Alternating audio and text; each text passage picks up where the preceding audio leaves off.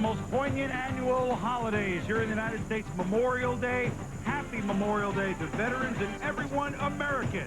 A family day at the Ball Yard. We're so glad you could make us a part of your holiday here on the final day of May.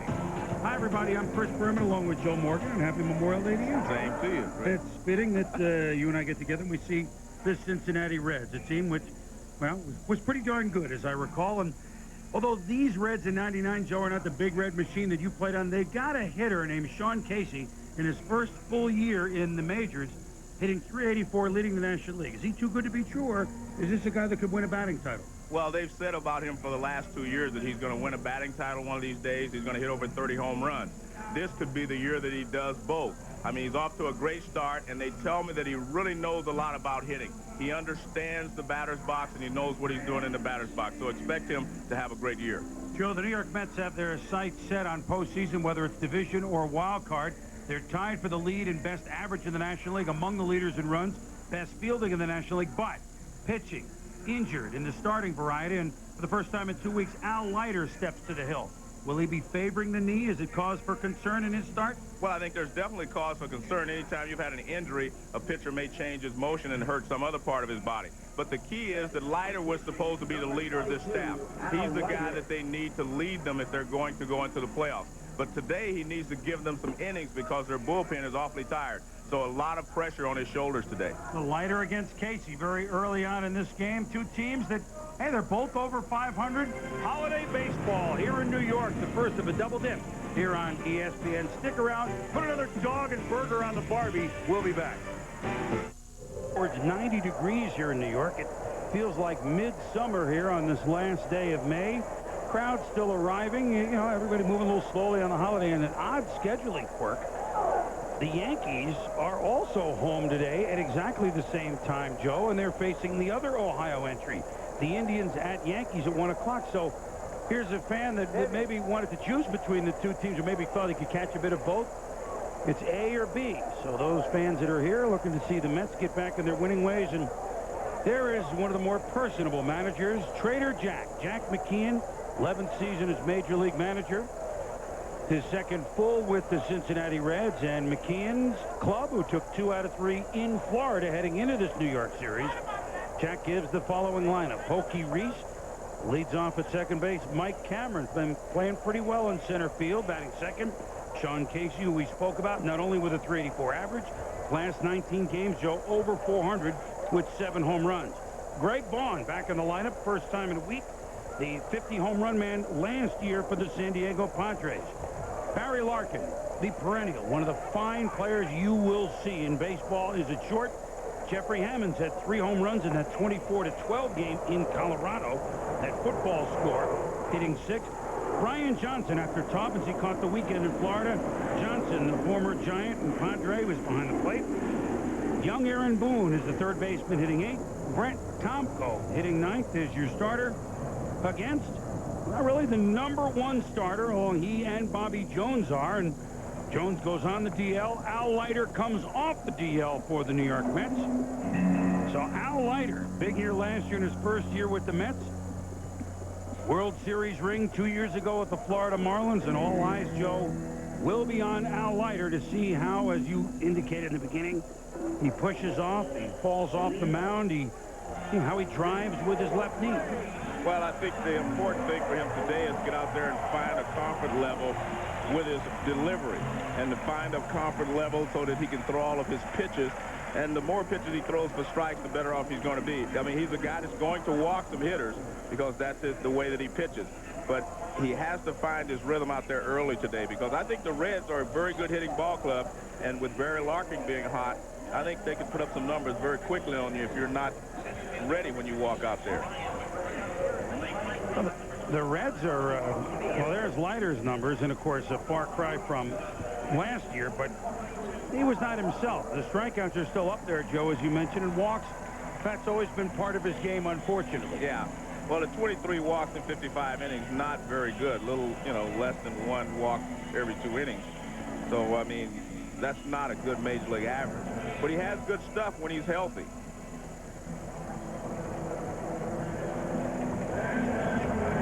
But Al Leiter is on. He's a powerful pitcher, which obviously is reflected in his strikeouts. Before his knee injury, which he's hurt a couple of times, this is the way he wanted to throw. We asked him about how he wanted to throw and how he's been throwing this year. When I push off the rubber, normally, especially fastball inside of the right-hander, I drive to home plate and fall to the third base side. I haven't been doing that. It's almost like somebody shot my back leg, I throw it and fall to the left, like a sinker ball. And you can see a big difference in those two deliveries. One, the first one, as he said, he follows through and falls toward third base. The other one, he really kind of stays in the middle of the mound. So we'll look for that early to see how he's pushing off the mound. And let's take a look at the defense behind him. Ricky Henderson, Brian McRae in center, Bobby Bonilla in right, Robin Ventura, Luis Lopez at shortstop in the place of the injured Ray Ordonez, Alfonso, Olerud, the rest of the infield, Leiter, and Piazza, the battery. There's Luis Lopez. I actually, have seen him play. I think he can play well in short periods of time. He may not be an everyday player, but he can do a good job if he has to spell guys like Ordonez or someone for a short period of time. Joe, every time I see Lopez play, whether it's a pinch hit late in the game or a spot start or, a time when Ordonez is hurt and he's playing a little more, he always comes through. His batting average is better than Ordonez. I know Ordonez is a wizard at short, but I think Lopez is an important guy to have in any ball club. Play all the positions, and he can swing the bat. He can play hit at the top or the bottom of the order, really. So these Cincinnati Reds, who, not that many people realize, Joe, 2 above 500, 24 and 22. Just about every team in that Central is above 500 for the 5 clubs. And admittedly, they're trying to chase Houston down. But, I mean, you got a lot of young players, and I think they played pretty well. Pokey Reese is one of those young players. Hits the left field, and Ricky Henderson back out there makes the catch, and there's one down. Well, they've been really surprised at Pokey Reese and how well he's hit. Let's take a look at Leiter, and let's see if we see how he falls off the mound. Well, he fell off like he said he didn't want to. He fell off to the first base side on that delivery. But maybe, going back to what he said, maybe he was only referring to the times that he's trying to go inside on a right-hander. But that pitch was in as well. So we'll just have to wait and see how he fares and then decide whether he's doing what he wants to or not.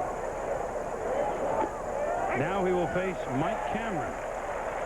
And I said, Mike, I bet you that when we do highlights and we say Mike Cameron Swayze's the ball, you have no idea what we're talking about. Because you're right, I don't. But a lot of young people wouldn't know. No, a lot of old people wouldn't know. John Cameron Swayze with, what was it, the watch ad, time match. At any rate, Leiter started him off with 2 strikes.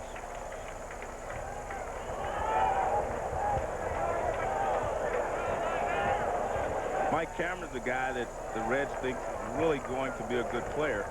He's been striking out a little too often, but he's a guy that has a lot of potential.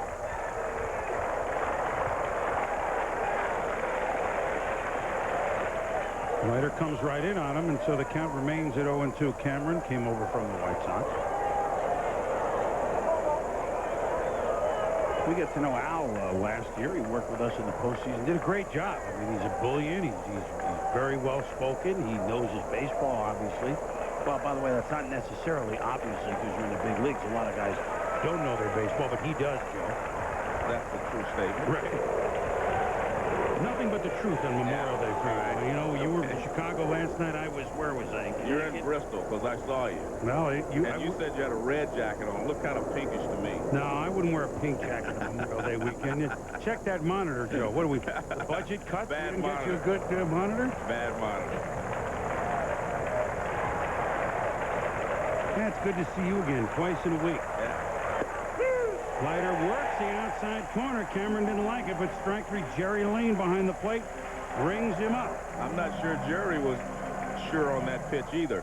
If you watch how the umpire reacts, just watch the umpire's reaction here. See his hands? Look at that. Now he decides, yeah, that was a pretty good pitch. Watch him. Just watch the umpire. Usually they'd say strike 3 about now. They'd ring you up. But you see, move both his hands, and then they decided, yeah, they got the outside corner. It's a holiday, Joe. He's working slowly like the rest of us. And now here's Sean Casey, the young man we spoke about. came over from Cleveland on the eve of the start of last season in a trade for Dave Berman. Now, it's not as if John Hart went brain dead and didn't know that Sean Casey was capable of this. Dave Berman, he knew what he was getting, and Berman's done a great job for the Indians. And the Indians have all those swingers, it was going to be hard to put him in the lineup for a couple of years. Boy, the Reds said, okay, we'll take a trade with you from up north in Ohio, and they haven't looked back with Casey.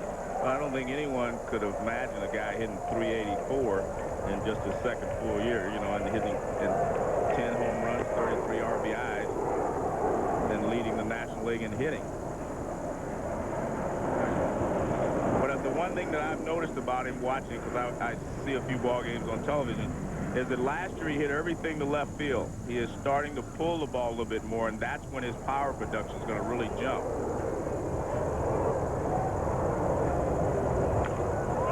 Pulls this one, but it's gloved by Olerud, and a 1-2-3 inning for Al Leiter. Casey is retired at the bat. No joy for the Mudville 9 with Casey at the bat. We'll be back at the bottom of the first with the Mets. 1-2-3 for Al Leiter against the Reds. Now the Mets trying to solve Brett Tomko and Bobby Valentine's club. And they're just swept by the Arizona Diamondbacks in here this weekend. The Mets are going pretty well. And everyone's talking, oh, Diamondbacks coming in, and then the Yankees you're playing them next week. Oh, by the way, they got to get back to business. And he has his veterans in the outfield. Valentine's lineup, 40 years young. Ricky Henderson leads off in left. Yardo Alfonso is the second baseman. John Olerud is at first. Mike Piazza hitting cleanup. And, of course, his last 12 games, almost 430. Robin Ventura Highway with a big pickup. He's been at third base. Bobby Bonilla just off the DL. It's time to see if he can get it done. He's in right. Brian McRae in center. Louis Lopez is the shortstop. Al Leiter hitting ninth against the big Cincinnati right-hander Brett Tomko, number 2 pick a few years back. Tomko had a few starts down in the minors after his April was inauspicious. Come back and had a good start, a mediocre start, and a poor one. So I guess Jack McKeon is more interested than us, Joe, to see how he'll do. Well, he throws a fastball, he throws a 2-seamer and a riding fastball. He throws a curve and a slider. When he gets in trouble is when he mixes the two and he comes up with a slurve rather than the speed of the curve or the hard break of the slider. But he can be a guy that can pitch upstairs, as we see here against Ricky Henderson. He's got a good fastball, the 4-seamer that he rides up in the strike zone. He can throw it up there and get hitters to chase pitches up and out of the strike zone. 0-2 pitch to Ricky is way outside. And you were talking before the game about how amazing it is for Ricky Henderson and his 1,300 stolen bases, and just how, you know, that's almost unbelievable. Well, we had another number that you got to put up every time he gets up first. 73 leadoff home runs. Now, the record is what was, I think, Bobby Bonds. He's almost doubled that. He's now almost 40% ahead of the number 2 man on the stolen base charts, Lou Brock. I mean, when you break a record, it's one thing, but when you break it and are almost 50% past the guy whose record you've broken, that's another. That's amazing to me, Joe. Yeah, well, I mean, you know, when you talk about records that will not be broken, you know, Joe DiMaggio's 56-game hitting streak always comes up first. But I would think that Ricky Henderson's 13-plus or whatever he ends up with stolen bases will not be broken. This is ripped to center field, but he got under it just a little bit, and Mike Cameron is there to squeeze it, and there is one out. And let's take a look at the defense. You just saw Cameron in center field, Greg Vaughn, and Hammond's on his flank. And Aaron Boone is at third base. Third base is the real sore spot for this ball club. They're still looking for someone to step in and do a good job there. Pokey Reese has done a great job at second base, and you know about Barry Larkin, Casey, and, of course, Brian Johnson behind the plate.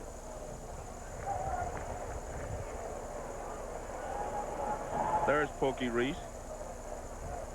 Well, he was at short when Larkin was out on that opening day. That was horrible. The problem was we all saw it. Yeah, I mean, it was ugly. Well, opening day, Cincinnati, I mean, as you know, it's a holiday in town, and no holiday for him, but it's come back nicely. This is a Met who gets no publicity. Edgardo Alfonso shifted from third to second, ships this one back, gone!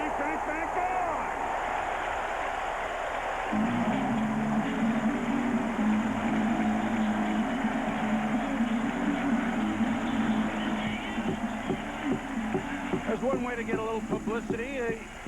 He's about the 10th or 12th Met that you talk about, but he's one of their steadiest, Joe. Home run number 7, RBI 26 for Alfonso.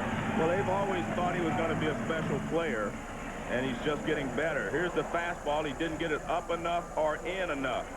He's trying to get this one in a little bit more, and it moves back out over the plate, and they hit it over the left field wall.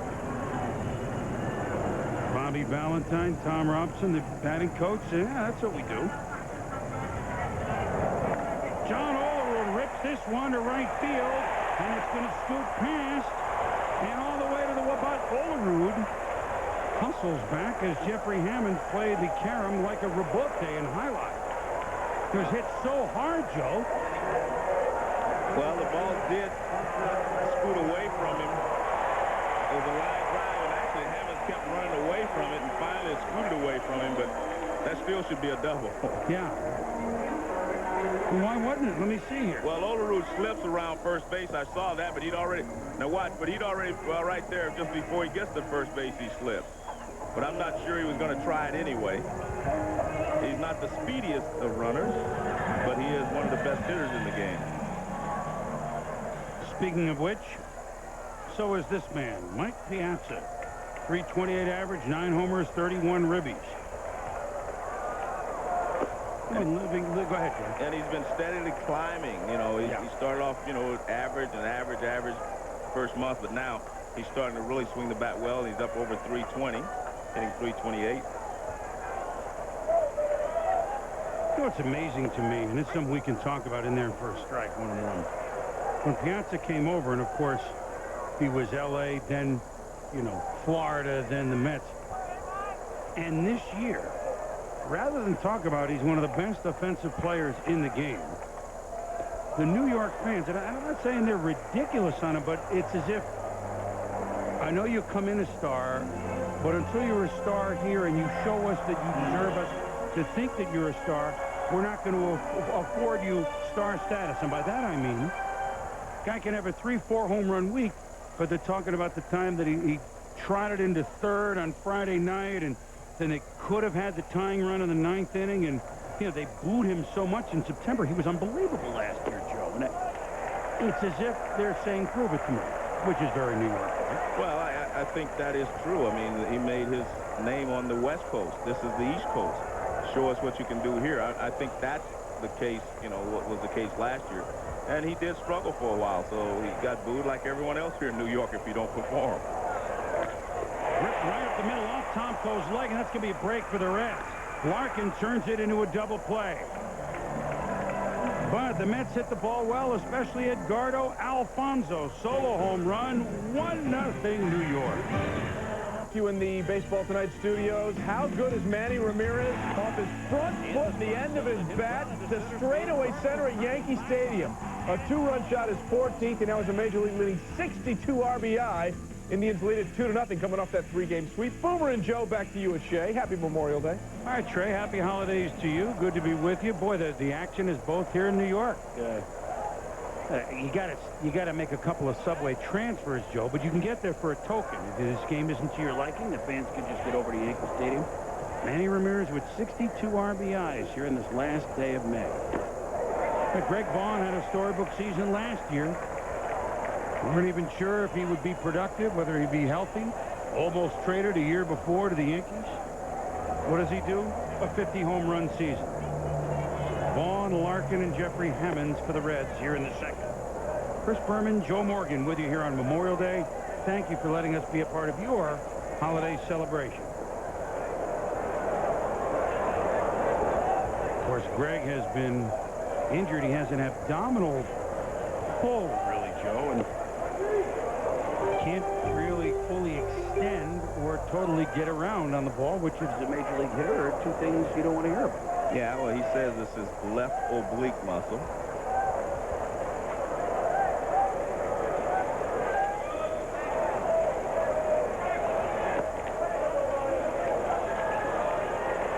Brett Tomko being worked on by the trainers. Remember, he took that shot off the shin on the double play ball. And he was limping when he went off the field, very noticeably. And there you see Ron Vallone in the bullpen. Ball 4 to Greg Vaughn, so the Reds have their first base runner.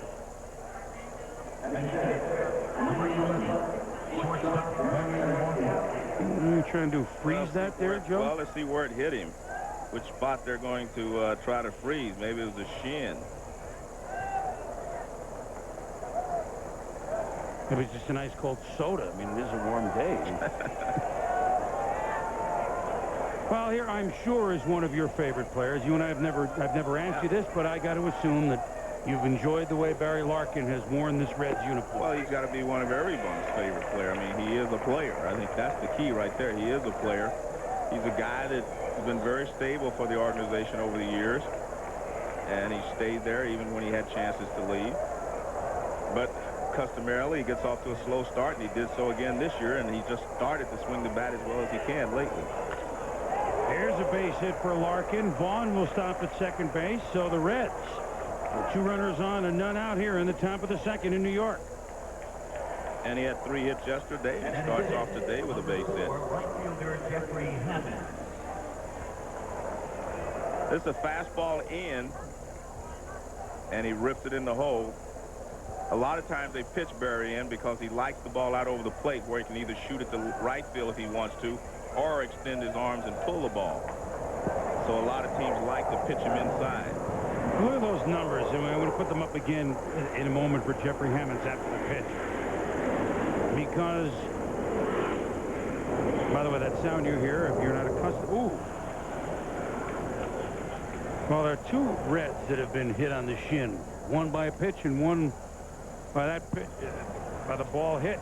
That really came in, and Hammonds had no chance, Joe. Well, that's the first time we talked about, well, he talked about it in the open, how he falls off. Watch how he falls off this time. He falls way off to the first base side, and he drills him. Well, that was higher than I thought. That was up in the back of the knee. Well, that might be a better spot than the shin. Well, Leiter started walking towards home plate as Hammonds kind of stared at him when he got hit. I'm sure Hammonds didn't think he was throwing at him, but he, you don't like to get hit either way. Correct. I mean, you're not going to hit a guy with no one out and runners at first and second. You can pick your spots a little better than that. Well, now the Reds have quite a spot. Bases loaded, none out. Catcher Brian Johnson up.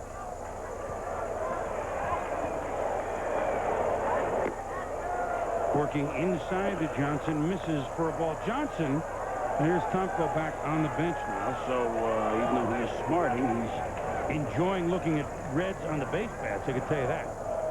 Johnson came over this year after the San Francisco Giants, kind of interestingly to some, did not renew his deal. A broken bat ball to Lopez, the turn to Alfonso, over to Olaru. The Reds get a run, but they didn't want to do it in that fashion. That was turned smoothly by the Mets, although the Reds have knotted this at 1. Well, it's a good job by Lopez to get the ball over to Alfonso. Look how quickly he gets him the ball, and he gives him a good throw, because if he did not make a good throw there, then Hammonds would have destroyed Alfonso at second base, because he wants to hit someone anyway, because he just got hit. And you see he goes in high, but a good play by Luis Lopez to give him the ball shoulder high so he could avoid the runner. So now Larkin at third base, 2 out, and Aaron Boone, the remaining Boone. Brett, of course, gone to Atlanta. Aaron playing third base today.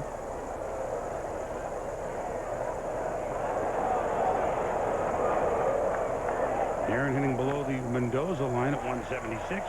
Leiter on the comebacker. And so for an inning that started so promisingly for the Reds, they get only 1 run. Leiter bounces back. We're heading to the bottom of the second in New York. 1-1. Brought to you by Chase. Bottom of the second, and Brett Tomko with the shin smarting. Come back to the mound. And here is the injury, Joe, on the... Well, the one thing you have to be careful of, Chris, when you get an injury to your leg, is that hit him right. Well, it hit him on the left leg. When you get an injury to your leg and you're a pitcher and you try to throw through it, you can change your motion and put stress on your arm and sometimes hurt your elbow or hurt your arm. So you have to be careful with that. I mean, remember Dizzy Dean broke his toe and he tried to pitch through it and he hurt his arm and he was never the same afterwards. So you have to always be careful when a ball hits the pitcher on his legs and see if they change their landing area or if anything changes, and that's something for the coaches to watch and see if he is changing anything. Bottom of the second for the Mets, Robin Ventura, Bobby Bonilla, Brian McRae. Well, you think of Olerud and Ventura at the corners, and there are not many more professional corners in all the game. I mean, with glove, with bat, with approach. You agree, Joe? Well, you know what I see it. They both accomplish what you're talking about. They're both kind of professional hitters, but they get to it in a different way. Robin's a more free swinger than Olerud. Olerud gets a lot of walks. He's leading the league in walks, and his on-base percentage is always high. Robin, I think, will strike out a little bit more because he's, well, as he just said, but he also is a guy that lets it go. I mean, he attacks the ball. He's a little more aggressive than Olerud is at the plate. Not on that particular at-bat. So Ventura strikes out, and this smattering of cheers and boos for this man, Bobby Bonilla. Well, a lot of people remember his first day here in New York after he came over from Pittsburgh. He didn't get along very well with some sports writers. And when you don't get along well with the sports writers here, they tell the fans that you're a bad guy. So the fans kind of read that, and they make their decisions based on what somebody else thinks. And I tell you what, Tomko's really throwing the ball better right now than he was in the first inning. Maybe he got mad. It was a wake-up call, perhaps. He got mad. This is the start of an interesting run here for Bonilla, because he's just come off the DL. The Mets have a lot of combinations in the outfield. I mean, you're sitting a guy that leads the league in stolen bases in Roger Cedeno. You're sitting a guy who, admittedly, it's only been 2 or 3 weeks, Agbayani, who's hitting 4 whatever. But you have Ricky Henderson, who is a Hall of Famer. You have McRae back in center field, who is the regular center field, and you have Bonilla. Now, sooner or later, Joe, Bobby Valentine has to find out, is Bobby Bonilla going to approach what he once was, or is he going to be a shadow of his former self? And it might be at the detriment to a couple of his young outfielders. Well, look at this. Down the line, back.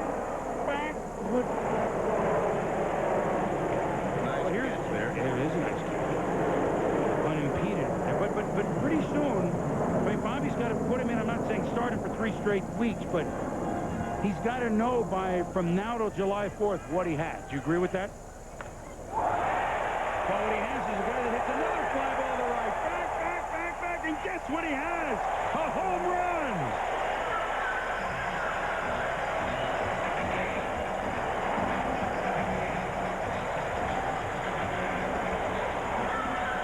A pair of Napoleon solos for the Mets. Alfonso in the first, and now Bonilla here. Boy, welcome back off the DL. If this is what he has, those youngsters got to learn to sit.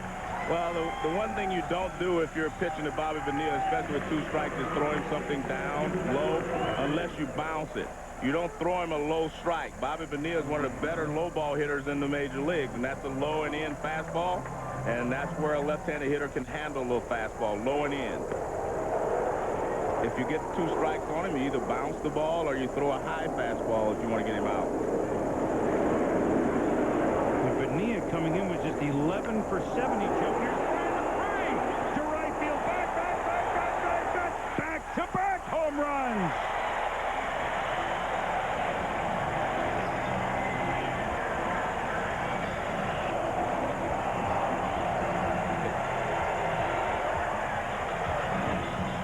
There seems to be a little bit of a jet stream there, but boy, after the strikeout, Campos just served up 2 no-doubters. Well, he's throwing the ball well. That one he got in the home run by Bonilla. He put it in Bonilla's wheelhouse, low and in.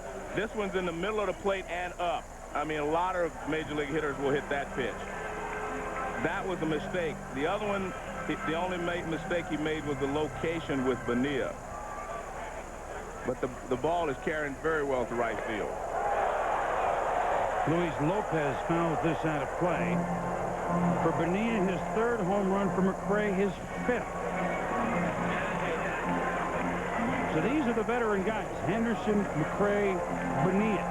Well, in my opinion, Bobby Valentine works better with veteran players, and he has more confidence in them, especially if you're going to be in a pennant race and going down the stretch. You'd rather have veteran players who have been there before, and you know what they're capable of doing under pressure. And I think that's why you will see Bonilla given all the chances in the world to be their everyday right fielder. Swung on and missed by Lopez. See, he's throwing the ball well. But like the high fastball is his bread and butter pitch. And we saw a low fastball hit by Bonilla, and we saw another fastball just below the belt in the middle of the plate hit out. When he gets the ball up, as he did a couple of times with Ventura, I mean, he's got good stuff, and he's able to get the hitter out. That'll bring the pitcher up, Al Leiter. He swing a bad bat. Pops it. Larkin out. Vaughn in, battling the sun.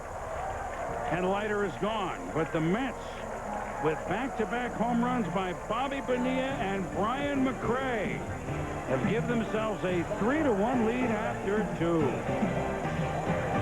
Baseball Tonight studios, Nomar Garciaparra had homered in 5 straight games. Here he comes the more conventional route. The RBI single-scoring Jose Offerman cuts the Tigers' lead to 2-1 in the bottom of the 1st. However, in the top of the 2nd, Gabe Kapler, coming off the first 3-hit game of his Major League career, sends one out over the Monsters. 2nd straight game he's homered, and the Tigers lead at 3-1. Boomer and Joe, back to you.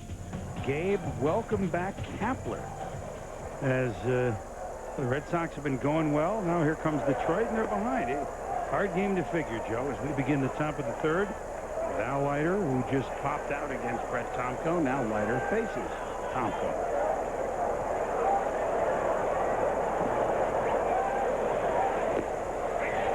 In there for a strike. Jerry Lane working the plate.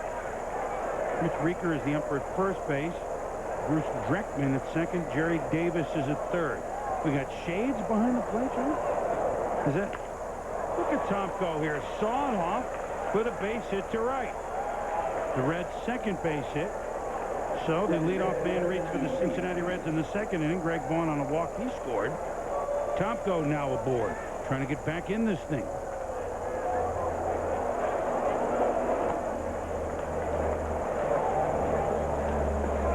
That'll bring the top of the order. Pokey Reese. A couple of years ago, Chris, he was supposed to be the heir apparent to Barry Larkin's job at shortstop. He was a good shortstop, but he's moved over to second base, and he's played really well there. 1st-round pick, Joe, in the '91 draft. First name is really Calvin. Calvin Reese Jr. Well, I think I like Calvin a little better than I do Pokey, personally, but, you know. Pokey's not good, especially if you're trying to steal a base. Yeah. But actually, he's hit much better than anyone ever anticipated. Hit this one pretty well to right field. Bonilla on his horse, and he will play this one off the wall. Reese into second base. Tomko lumbers into 3rd. That was hit well. Let's make no mistake about it. But, folks, there's a jet stream going to right center and to right field. So keep that in mind as the game goes on. Yeah, I have never seen the ball carry this well at this ballpark in right center field. These power alleys are pretty deep normally. He hit this ball well, as you said, in the gap. It was going to be a base hit all the way, but the ball keeps flowing away and deep. And Bonilla plays it perfectly off the wall, but the ball is carrying well towards right field today.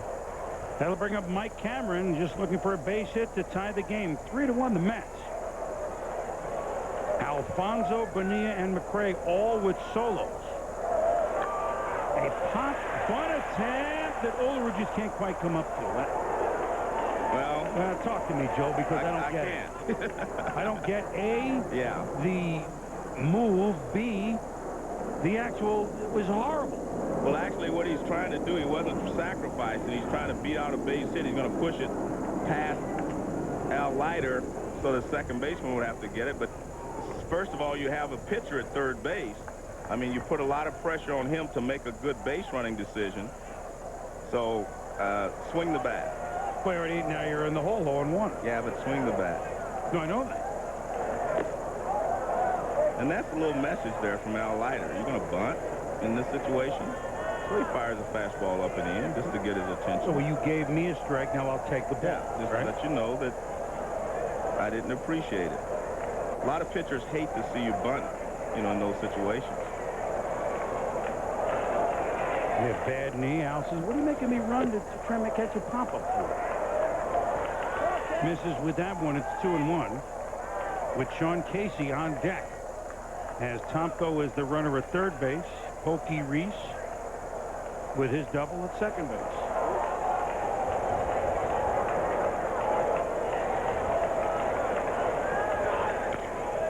Hit, but this will be foul.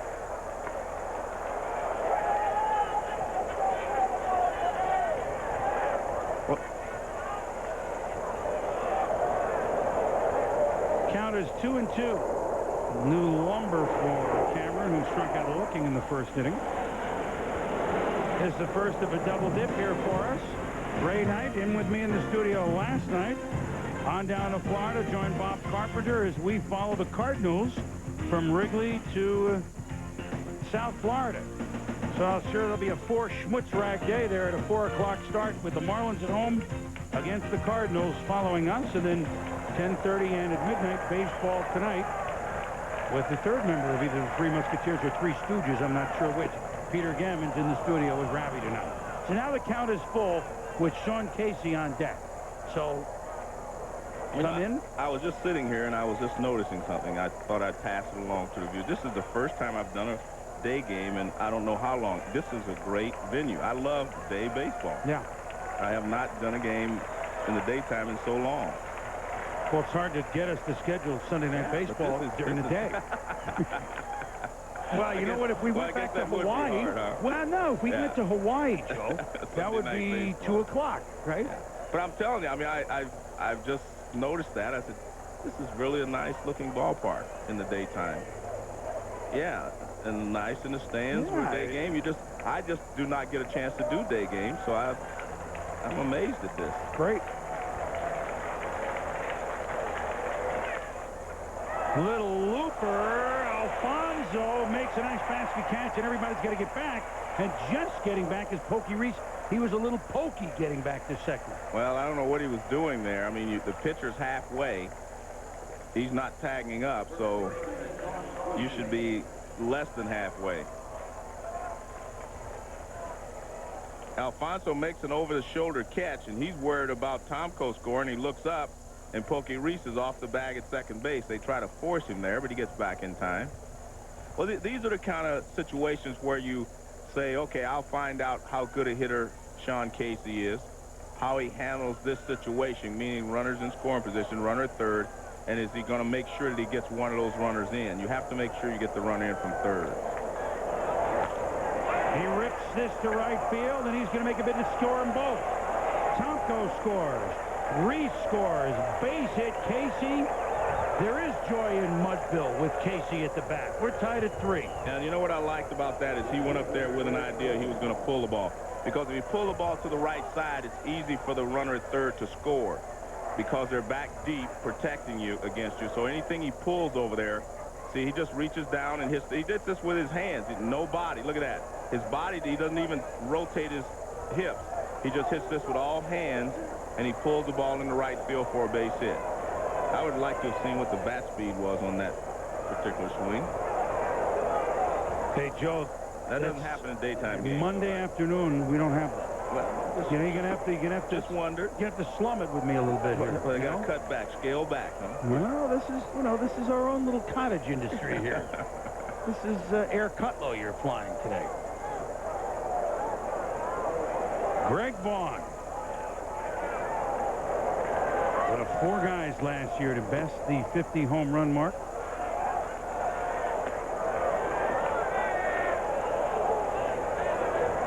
But yet the Padres in their budget cuts made a trade, although they'll say that this was not a budgetary move.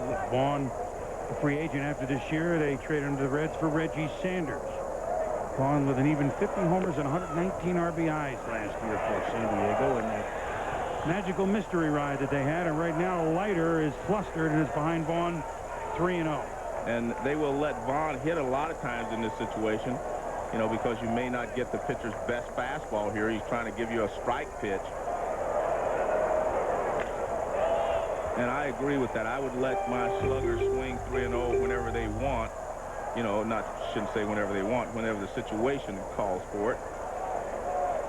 It's a fastball in. He actually jams Vaughn. I should say Vaughn jams himself. It's not that far in. See, it's out over the plate, but he jams himself because he was going out to get the pitch.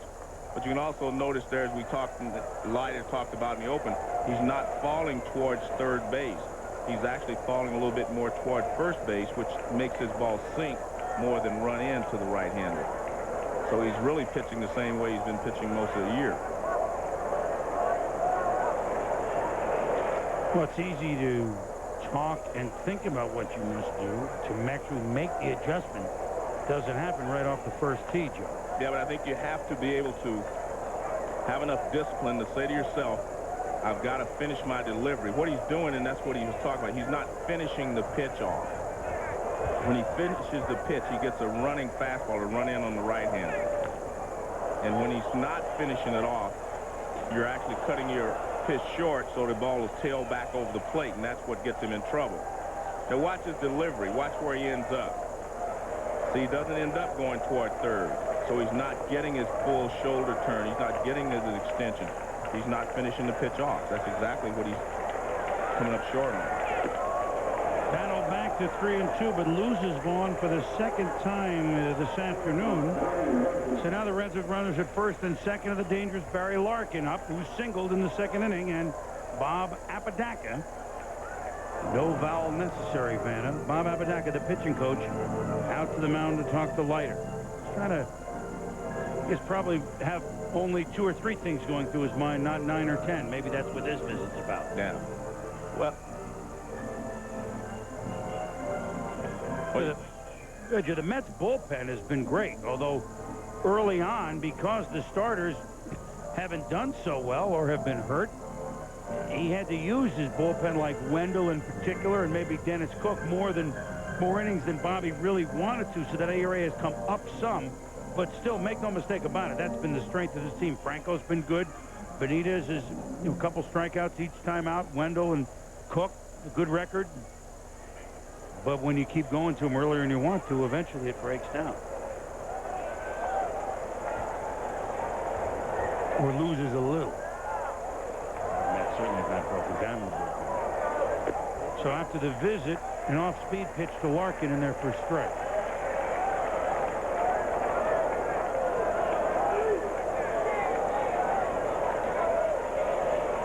Sixth batter that Leiter has faced this inning, and again, there's only 1 out.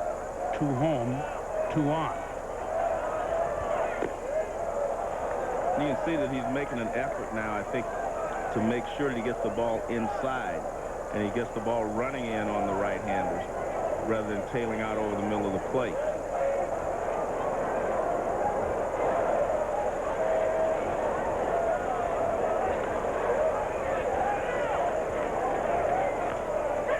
Pops it up, will be out of play. Olerud in the first base box, no way.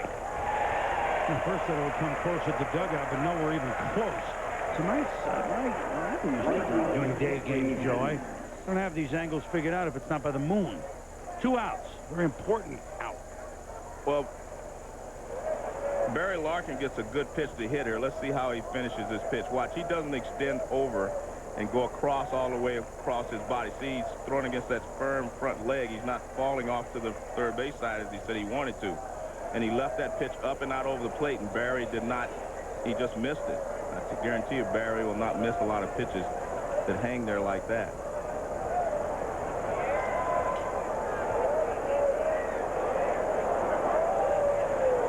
Let's go back real quickly to Sean Case. I'm telling you, I'm very impressed with what I've seen of him and watching on television, and especially in person today, because we take things for granted, but if he doesn't get a base hit in that situation, I mean, it changes the whole game. I mean,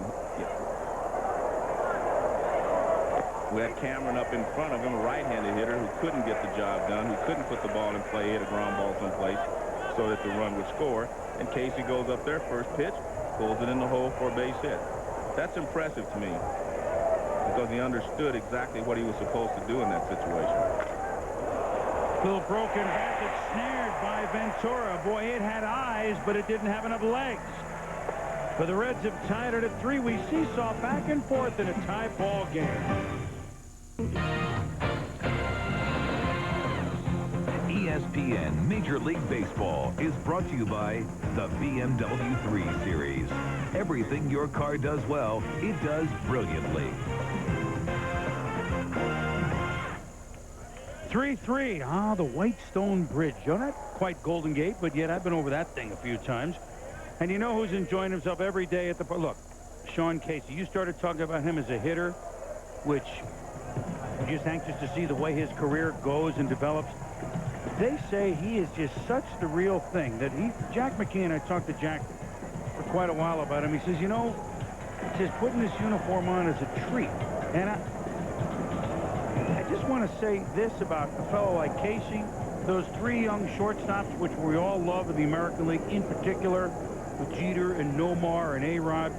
It seems to me, and McKeon agreed with me on this, Joe, as we lead the bottom of the 3rd. Ricky Henderson fouls it off. Seems to me that the young stars, I mean the stars 23, 24, young stars coming up now versus even 5 or 6 years ago, seem to have a little more joy in that they're playing. Not so obsessed, I got my money, I don't care about it. They have a better sense of the big picture with why the fans come out. I think it's a much happier atmosphere. I think they were annoyed as either collegians or high schoolers or minor leaguers 5 years ago when it happened, and they vowed that if I have something to do with it, it won't happen again. I know I'm talking about just 4 guys, but that's my opinion, and McKeon agreed with me. Do you? Yeah, I think that little wink there, that's what I like. You know what it said to me? It said, hey, I know what I'm doing here. You know, I can do this. And I agree with you that a lot of the young stars seem to have a better understanding about their roles, what their roles are as far as... Ricky just was punched down and some nice off-speed pitching by Tomko. More respect for the game, Joe, is really what I'm trying to say. Yeah, they understand what their role is. I want to go back. Show me that pitch again. That's the pitch I said was important for him. This is a curveball, and sometimes he gets caught in between the curve and the slider. See the speed of that? See how big a break that had? That's what he needs. Sometimes he overthrows that, and it becomes more like a slurve. Ripped by Edgardo Alfonso's already homered. Oh, and a fine running catch by Greg Vaughn, not necessarily noted for his play in the outfield. That was a super catch. Well, it's a very good catch because he's looking back into the sun and looking back into the white shirts here. And they tried to sneak a fastball by him. He hit a fastball for a home run, so a lot of times you think he's not looking for another one. He gets another one, and he rips this ball to left field. Good jump on the ball by Vaughn, and he makes a fine catch. I mean, it's just a nice catch there by Greg Vaughn. John Olerud singled. There's an off-speed pitch. I'm going to guess now, when Alfonso comes up the next time up, curveball. Breaking ball. You've got to throw him a breaking ball. Or move him off the plate with a fastball. Inside out, past the diving Aaron Boone, who had him shaded almost to the hole anyway. The Olerud is on with the second base hit. Well, that's one of those cases where I don't think he picked the ball up coming out of the crowd, because you got a lot of white shirts down here in the daytime. This is one of the problems with day ball. Now watch, well, we may not see him, but he reacts very late on this pitch. He inside out it, as you said, but this is Olerud. He just slaps at the ball. See, he's not aggressive. He's not attacking the ball. But that ball was hit not far from where Boone was standing, but he reacted late, and I don't think he saw it coming off the bat. Mike Piazza rounded into a double play his first time up, but no double play here. This one will rattle in the corner. Vaughn will have to chase it off the wall. Olerud being held up at third base by Cookie Rojas, and Piazza hit one on the nose. I started to say double play, but he nailed the ball. The double play was off the pitcher's leg, so Mike's hit the ball hard twice. The Mets now threatening to take the lead back with runners in scoring position. But let me tell you something. This is why the Mets are going to have problems. They do not have a lot of speed in their lineup. You're supposed to score with 2 outs on this play right here. But you have a lot of guys who do not run that well on the Mets, and it makes it harder to manufacture runs. I mean, this is a low fastball, and Piazza just rips it down the line, and they're going to take Tomko out, and Vallone is on his way in. Well, the Mets trying to take the lead. Vallone, the lefty, will work to Ventura when we return in New York. Bottom of the 3rd inning with the Mets with runners at 2nd and 3rd and 2 out, and the left-hander from the University of Massachusetts, Ron Vallone, pitched Friday night 4 1/3 innings in relief in Florida and struck out 7 Marlins. He might be looking for some gas against the lefty Ventura. Starts with a breaking ball, though, Joe. I think you have to throw him a breaking ball because Ventura's a good fastball hitter. So you have to throw him something off speed. Even if you're planning on getting him out with the fastball, you need to show him another speed. And Vallone does have a very good fastball. At least he did when he was with Seattle.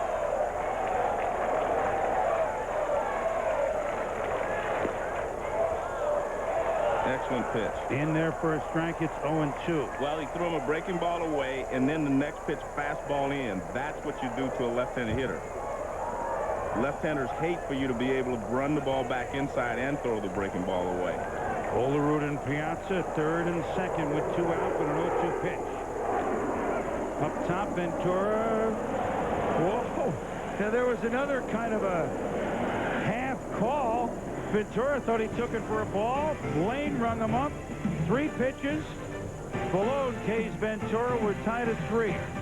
He won their first contest against the Yankees this season. Jim Thome, grand slam, 3rd of his career, 7th of the season, 7-0 tribe at Boomer and Joe. Jim Thome's ability, why Sean Casey's playing for the Reds. Well, that's one reason, that's for sure, Trey. And we're 3-3 here in the top of the 4th inning. Just a word on that, which is our Wednesday night early game, Cleveland at the Yankees. The 3rd game of that 3-game series. In no way do we mean to take away what Boston went into Cleveland and beat them all 3 times, which, you know, the Red Sox are maybe showing that they're going to be around all year and be not only a factor, but maybe a playoff team again. But there is no question that the Cleveland Indians have had the calendar circled for this 3-game series at Yankee Stadium all year. The Yankees are in their sights. They're the team they got to beat. Remember, they led them 2-1 last year in the playoffs. They beat him the year before. I mean, they've had this thing circled. And 7-0 in the 3rd inning of Game 1 to mean anything, but this is just a very interesting 3-game series going on as Brian Johnson has worked to count to 3-0 against Al Leiter. You just know that Cleveland knows this is big. And in New York, the talk is, the Yankees are playing the Mets at the end of the weekend, which is our Sunday night game. The Indians are the much more important series for the Yankees in the long run.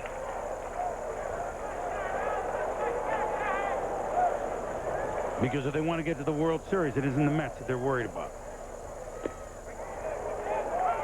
In there for a strike, so now it's 3-2 to Brian Johnson. Ryan grounded out to second base. Actually, double play his first time up. Runs scored, but he gets no RBI. And he hits it over second base this time, so a base hit for the former quarterback of Stanford, Brian Johnson. And we told you about the game Wednesday. Indians, Yankees, join Harold Reynolds and yours truly from the stadium. I've really been looking forward to this game myself. You're a ball fan. You want to tune in for that. Orioles, Mariners, the 2nd game of our double dip. That's Wednesday night baseball, 7:30 and 10:30. Indians and Yanks. And that should be, by the way, Jared Wright and Andy Pettit in that game, barring a late switch. You know, Brian Johnson is a guy that I really have a lot of respect for. He was with the Giants last year, and he was one of my favorite players because I'm a big fan. And he got traded. Well, they let him go. He took out a full-page ad in the San Francisco Bay Area papers thanking all the fans for their support over the years, you know, not just for the Giants, but while he was his quarterback at Stanford. and growing up there in the Bay Area, he said, I wanted to thank them because they were so good to me all the time. And I thought that was a very classy act for a guy to do. And, you know, and the people there really appreciated it. Little chopper. And in fact, you talked about it. I'm surprised that the Giants did not sign him. Well, and I'm still trying to figure this out. I mean, they have Brett Maine and Scott Service, but I still think Brian Johnson did a great job of handling the pitchers last year, and he did a great job with the Giants and helped them win, helped them get into a playoff with Chicago. Well, the year before, Joe, he had some of the biggest hits in September. The home run that beat the Dodgers in that 12-inning game was one of the most unbelievable games I've seen. He homered in Colorado the last week of the season, but as Aaron Boone strikes out, so there is now one out. It was a difference. It ended up being about $100,000. It wasn't a lot of money. Well, it doesn't even matter about the money in this market, in today's market. You know, like you say, Chris, I mean, $100,000 is a lot of money to me, but it's not a lot, you know, in the way that, you know, some of the players are paid today. And I just think that, you know, in the long run, I think the Giants are going to regret that. And I think they already regret it because he was a fan favorite there as well. And I think he'll do a great job here in Cincinnati because he's a good person and he's a good teammate. This is the pitcher, Ron Ballone, who came in to strike out Ventura. That's that little trick play. You see, Olerud will be off the bag. He's not holding Johnson at first base. He fakes a step in toward the plate, and then Al Leiter throws the ball at first base. They try to catch Johnson leaning. Now he charges straight out. Good bunt. Good bunt. Ventura, though, to second base. It was so good that they almost turned a double play. Ballone just beat it out. I still think it was a good bunt. Well, that's what we said about a guy like Ventura. Good bunt, but he still turns it into a force. Yeah. Let's see if I can see Johnson or where he is. I mean, it's not a great bunt, of course, because a great bunt, you bunt to first base. But I still thought it should have been good enough to get the runner to second base, but it was not. But again, see, he doesn't move off very far. Now he gets a pretty good jump, but he starts late. Maybe I'm wrong. Maybe it just wasn't a good enough bunt to get him there because he hustled to second base.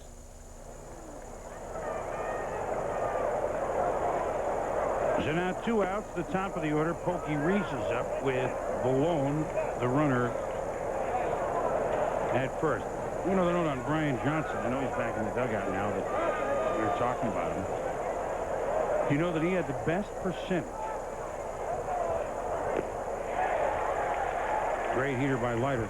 Best winning percentage of a Stanford quarterback since the early 70s, i.e. his winning percentage as a starting quarterback was better than Elway's.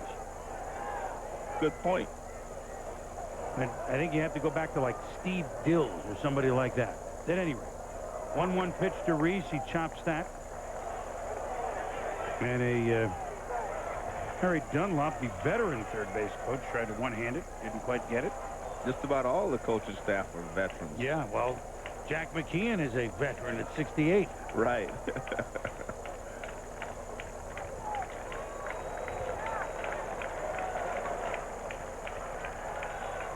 Dennis Menke. Ron Oster. Oh, Oster. Is that Oster down there? Yeah, I was going to say Dunlop, who was listed as third base. He didn't work that well. I didn't.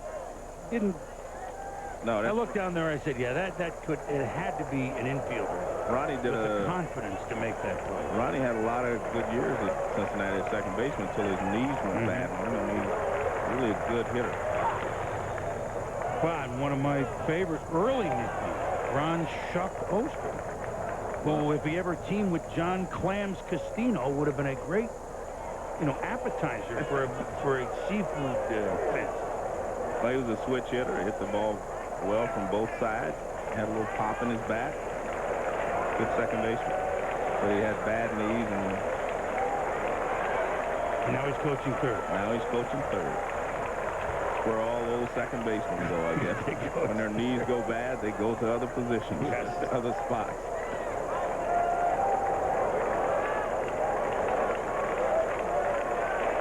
Two and two, the count to Pokey Reese, the runner at first base.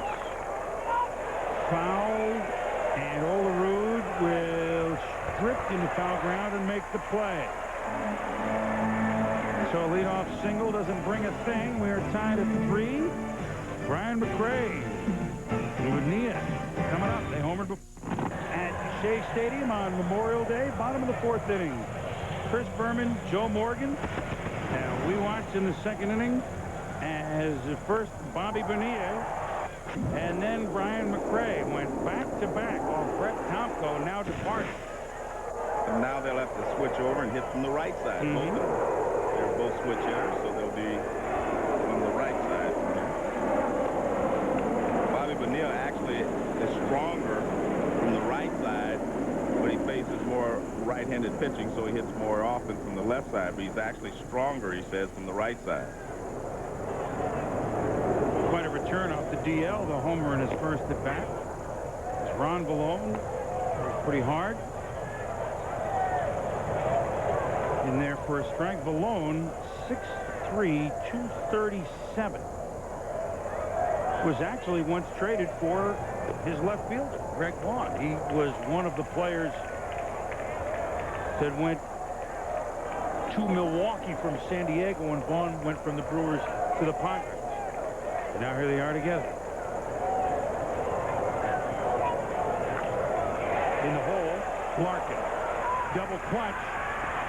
Still has time to throw to Casey, and that was almost a tackling sled collision between Bonilla and Casey at first. My goodness, and actually Bonilla's, Casey's trying to tell him thank you.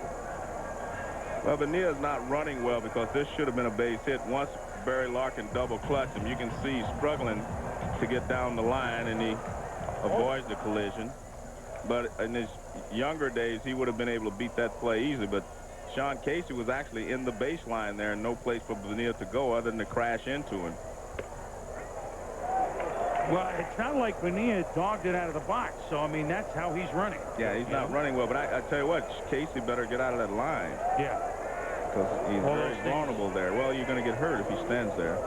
All those things we talked about, batting titles and 30 home runs, won't happen. Will not happen. Bobby Bonilla runs into you going down the line.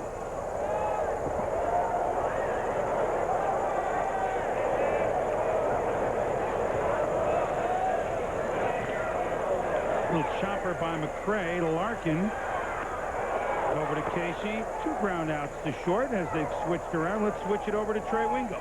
All right, Boomer, before Mike Piazza patrolled Shea, Todd Hundley was the catcher there, and Todd finally breaking out of that early season slump.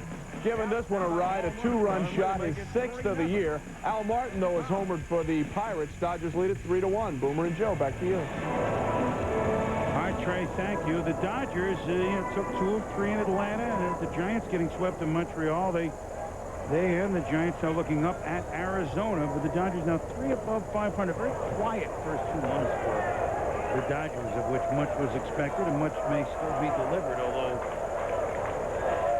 I haven't had them yet this year, Joe, so it's hard for me to say, but there's some interesting chemistry there, and there's still all sorts of talks of moves they might make. And Hundley to first, and someone else catch because he just can't throw it, and Carroll's being moved, and who knows? Well, my personal opinion is they took a big chance on Hundley's arm being able to rebound, and so far they've lost. I mean, that's a big gamble that they took.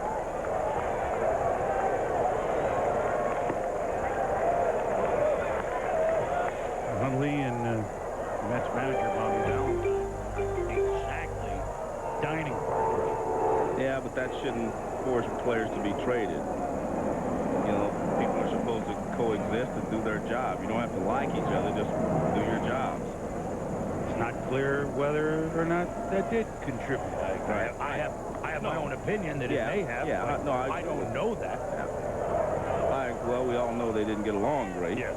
So, and Huntley's no longer here. Sometimes we can add 1-1. Yes, we can, because Hundley wasn't going to catch now with that arm anyway. Right. But where was he going to be here once you get Piazza? Well, I mean, they had him in the outfield for a while too, but he didn't. He couldn't perform out there. He'd make too many mistakes out there. He enjoyed playing here, though. I enjoyed him. 3-2 count to Louis Lopez. Struck out in the 2nd inning.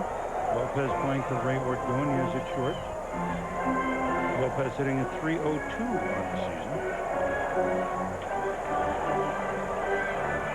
Malone was not only a star pitcher, there's Ray, a star pitcher at the University of Massachusetts, he was a football player. I mean, look at it, he's a football-type build.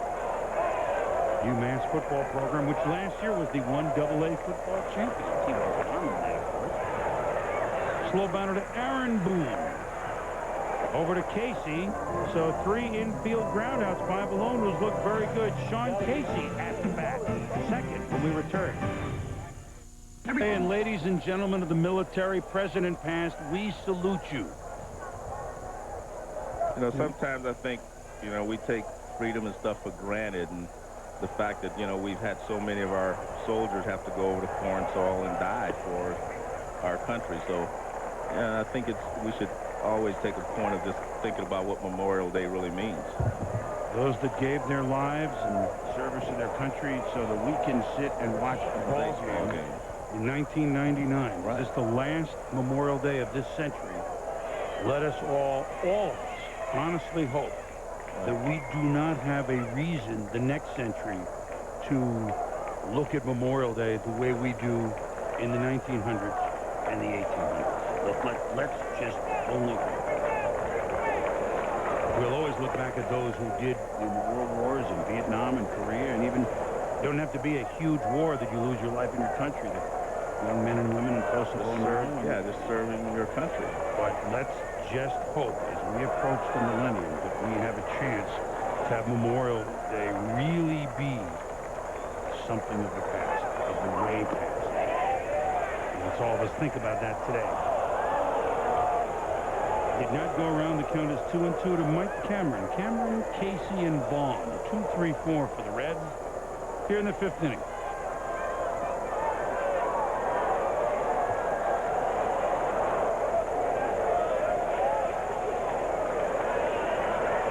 There are many watching, because I know who watches our ESPN games. Little Chopper, the Ventura, he just plays it nicely, Joe.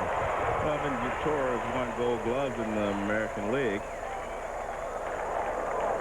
So, I mean, he's a very good defensive third baseman.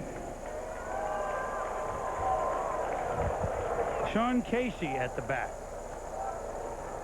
And a friend sticking his head under there. Le Grandest Orange. No, I only remember the Daniel J. Daniel J. Staub. Rusty Staub with a visit to our booth. And happy Memorial Day, Rusty.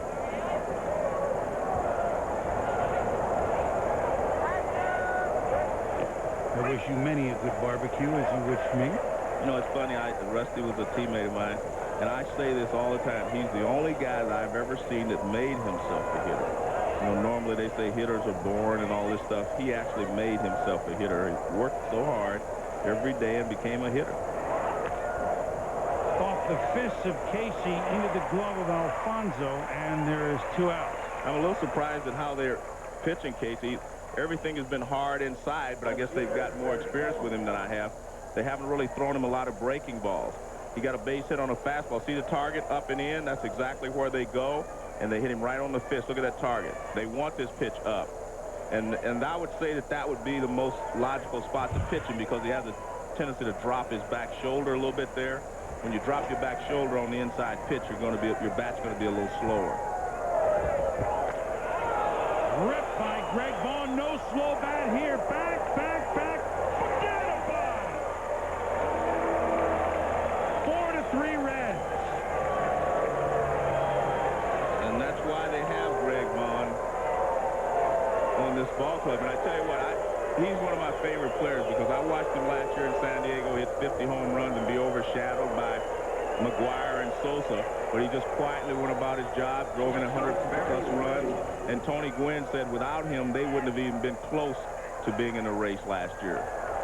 Fastball down and out over the plate, and I mean, he puts a charge into it. Look at that. No doubter. No doubt. Well, when the big guys hit him, it's no doubt anyway. 10th home run of the year for Vaughn, who has walked, scored a run, walked, and now homered. And the Reds have the 4-3 lead. They lead it for the first time this afternoon. Barry Larkin, 1 for 2, singled in the second.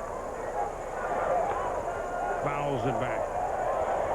I just want to complete our conversation this half inning, in case he came up and Vaughn did, I think I have a pretty good feel of who watches ESPN and who watches our baseball telecast. And I know there are many gentlemen, and a few women, but gentlemen in particular, who served in World War II. Guys in their 70s now who are probably sitting and watching an afternoon baseball game, and not to single those that served in that war as opposed to any others out.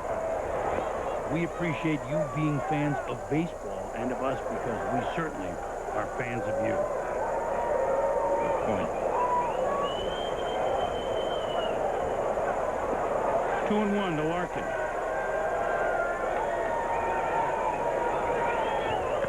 Rip, but just foul. Now they're getting their whacks against Leiter, who has now given up 4 runs on 6 hits. Maybe the biggest job Leiter did, even though he's now been touched for a home run and the double in the third by Reese, is when the Reds had something going in the second inning and he had to get after it, double play, allowing a run. Otherwise, they may be in a deeper hole. Good change up there from Leiter. Pulled Larkin there, and Alfonso made the play. But Greg Vaughn, he had a 50 homers last year, made no mistake about this one. And the Reds have the lead for the first time this afternoon. Joe. Yes. Real good. 4-3, bottom of the 5th inning here in New York. Leiter, Ricky Henderson, Edgardo Alfonso. One thing I'm noticing about Vallone, he's a lot different pitcher now than he was with Seattle. And I mean, he was a high fastball pitcher, real good gas. Now he's turning the ball over a little bit, getting a little sinker. Still has that one up there, though, but he still has a good sinker now. When you're a lefty with that size, or a lefty period, I mean, Joey's only been in the majors. This is his 5th year. Seattle, San Diego, Milwaukee, Cleveland, Cincinnati's his 5th team. These teams are looking to catch lightning in a bottle with him. Well, he's always had a good arm, but, you know, maybe, just maybe, you know, Don Gullett has been able to help him to harness all the talent that he's had and took him from a thrower to a pitcher. Blast to that one. Leiter just got a piece of it. I think that's one thing that we often overlook is that, you know, a pitcher may go 2 or 3 places before he finds his niche, and sometimes it's an accumulation of the things he learned at spot number 1, spot number 2, and they all come together in spot number 3. And that happens a lot of times in the major league. Well, that time he blasted it by Leiter to make sure. So a strike. Vallone has come in and retired all 5. Game 5 tonight at 7:30. The Sabres, a different hockey club with the Dominator back in the nets, just ramrodded Toronto 5-2 in Game 4. Can the Leafs stay alive at the Air Canada Center and force a Game 6 in Buffalo? That's tonight at 7:30. And then this has been the series. Dallas and Colorado. You'd say Colorado's a chance to wrap it up at home in Game 6 tomorrow at 7:30 against Dallas. If they're horrible at home and they're great on the road. 7-5 Colorado yesterday, and Chris Drury had the game-winning goal for Colorado in overtime in Game 4. Had 2 goals yesterday for Colorado. Chris Drury was the pitcher on the Trumbull Little League, Joe. Remember when the Connecticut team won the Little League World Series? Yeah. He's playing hockey and scoring goals in the Stanley Cup playoffs. I think it's safe to say he's a good athlete. Maybe he should have made that top 50 list instead of the horse. Well, you and I agree. At least the Iron Horse beat the horse. Well, Vallone, a good athlete from New England as well, and watch the play he makes here on Ricky Henderson. Well, you say it was a football player. Look at this. I mean, he makes a beeline for the bag and beats Ricky over there. He was a tight end, Joe, at UMass. All Yankee Conference tight end. Well, the Minutemen can play some football. Remember when Trumbull won the World Series? Yeah. He was the pitcher. Well, we hadn't won one in so long. Yeah. I mean, Taiwan was just destroying the world for so long. So until they figured a way to check all the birth certificates and authenticate them. Joe Morgan putting international relations back 20 years on this Memorial Day. Alfonso, who homered his 7th of the year in the first inning, and then was robbed on a play by Greg Vaughn in the 3rd. Now has to count at 0-2. You know, I drive past Trumbull in and out every time I do a game in New York. I pass it, and they have that sign up for so many years, home of the Little League World Champions, Trumbull, Connecticut. Outside of Bridgeport on the water. Brian Johnson toward the dugout, makes the play. Ron Vallone has come in and 7 up and 7 down. 4-3, the Reds heading to the 6th.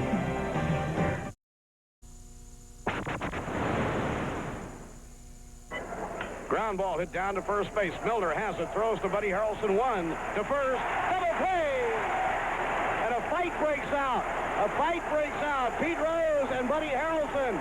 Both clubs spill out of the dugouts. And a wild fight is going on. Somebody in this booth had a pretty good view of that. Well, the thing that bothers me the most is I hit into a double play. I only hit into 1 or 2 a year, and I happen to hit into 1 there. But there's a little story behind that. Actually, we had started the series in Cincinnati, and we beat Seaver the first day, bench, and Rose hit the home run. We won 2-1.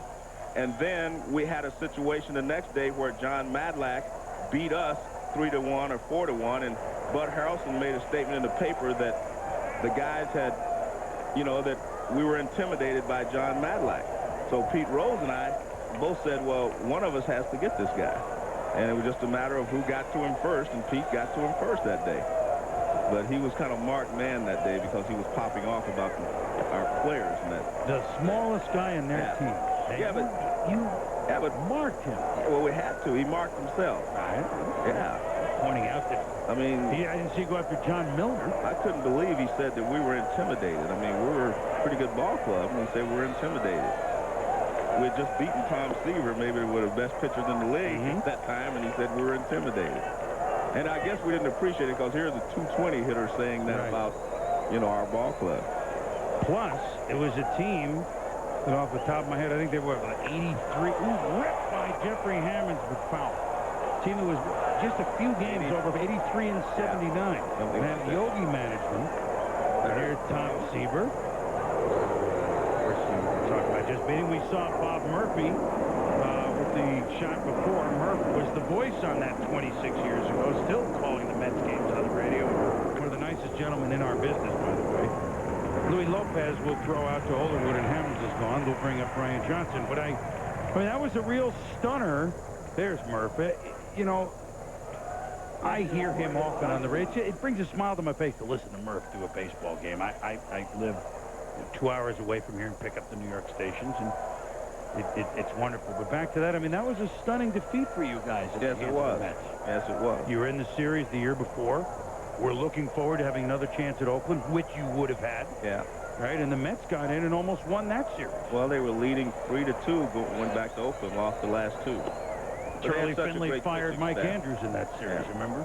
They had such a great pitching staff, though, that Seaver, Kuzman, Madlack, and all those guys, Gentry. I mean, they had a chance. That's why they were able to stay with good teams, just their pitching staff.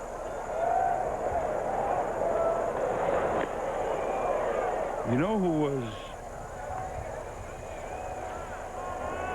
Seaver, of course, Hall of Fame as he should be. But you talk to anybody. I talked to you. I talked to Earl Weaver about it. When it came to facing them, Kuzman in a money game, he was just as good. Well, Kuzman was special. First and foremost because he's left-handed. I've always said that left-handers with good stuff are better pitchers overall than right-handers with the same stuff. And, of course, Seaver had great stuff, and he was a great pitcher, but Kuzman just had unbelievable stuff. And he was left-handed. Yes.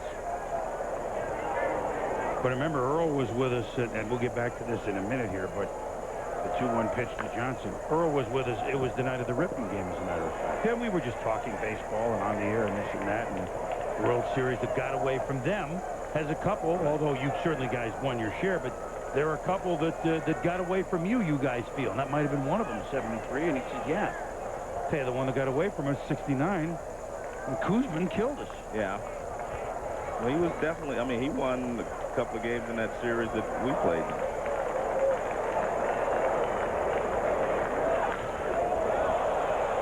hit by Brian Johnson to left field. Ricky Henderson is there a couple of steps in front of the warning track. And there are 2 outs. Aaron Boone is up. Scott Williamson up throwing in the pen, and I mean, I think Valone can go another inning, but the pitcher's on deck, so that's probably see if he comes to the plate and they use a pinch hitter. That's probably the way Jack McKeon will play it. And I don't know how long Valone has been throwing. I mean, you know, how many innings he's been programmed to throw. You know, he was in the minor leagues, and now he's back in the big leagues. I don't want to run him out there too long. I pitched 4 1/3 on Friday, so this is his longest outing ever, though he's certainly a big guy. Well, he's walking out of the dugout with his batting glove. Boone chops it foul. In that series, just to wrap it up, 2-1. Reds, game 1. As Bourbon won in relief over Seaver. You got a run in the 8th and a run in the 9th. Bench hit a home run in the 8th, I think. In the 9th. Pete in the 8th, bench in the 9th. Yeah, Pete in the 8th, bench in the 9th. 5-0 Mets behind Matlack in the second game. And then the third game with the fight, Kuzman won 9-2. Ross Grimsley started that game for you, Joe. And we'll have to pick up games 4 and 5 when we come back. So I know that'll bring the viewers back because they want to know who won the series. When we return, the Mets a 1-run down here in the 6th. The heart of the order, Olerud, Piazza, and Ventura. Plus, the results of the 73 held is 4-3. They led at 1-0 in Alfonso's home run. The Reds tied it at 1-1. Then back-to-back Bonilla McRae home runs made it 3-1. Reds tied it at 3. Vaughn's homers made it 4-3. And now Olerud, Piazza, and Ventura will stride to the plate. So I know, Joe, we've left everyone off with the Reds trailing 2-1 in that 1973 NLCS. Then game 4 here in New York, a 2-1 game in 12 that Pete Rose hit a home run off Harry Parker in the 12th inning to win for you guys. Norman started against Stone. Geez, that wasn't Steve. They're George Stone, right? It's must have been George Stone, it was left-hander. Because they wanted to throw as many left-handers as they could against our team. And because then left-handers handle us better in those days. Then the 5th game, October 10th, 1973, 7-2, the Mets winning to move on to the World Series. As Olerud lays off that pitch from Valone, but it's 1-1. Who started that? Billingham started for the Reds. Mets got 2 in the 1st and 4 in the 6th to put it away. 13 hit Seaver, 8 in the 3rd. McGraw came on to Sabre. Okay. So Seaver won 2 of their 3 games in that particular series. Cleveland won the other. No, he only won 1. He split. Right. I'm sorry. He lost the first game. Right, 1-1. Billingham didn't beat him, but we beat him the first game. Right, I'm sorry. Matlack won 2, and Kuzma won 3, and Seaver won 5. Right. In that series, Tony Perez, 2 for 22. Jay Morgan, 2B. I don't know who that is. 2 for 20. Hit 100. Geronimo 1 for 15. Dreesen 2 for 12. They had good pitching. Well, that's why they were able to win. As I said, their pitching stopped us, and you know, their left-handed pitching basically was the difference. And you know what? The guy that stuck his head in the booth, I had forgotten this, in that game that we showed, the fight. Rusty Staub had 2 home runs in that game. Yeah. Cleon Jones at 300. Felix Mion hit 316. Buddy Harrelson 167. You intimidated him. Wait a minute. Note's just been handed to me from Pete Pasquarelli. That must have been the Joe Morgan that managed the Red Sox that hit 100 in that series. At any rate, you know what? I've tried to change it. I can't. You lost. No, there's no changing that. And the Mets... that made us even that much more hungry as we went about the rest of the, you know, the decade. Then 74 was what? Pittsburgh beat you in the playoffs? Yeah. No, 74 the Dodgers. Dodgers won the pennant. Yeah, we didn't get in. Dodgers got in, and then Oakland beat them in the World Series. Yeah, and Of course, 75 and 76, you guys were okay. We just ran away with everything. You're right. Well, not quite. Yeah, we had a tough series with Boston, but, I mean, we won the division in the National League Pennant very easily.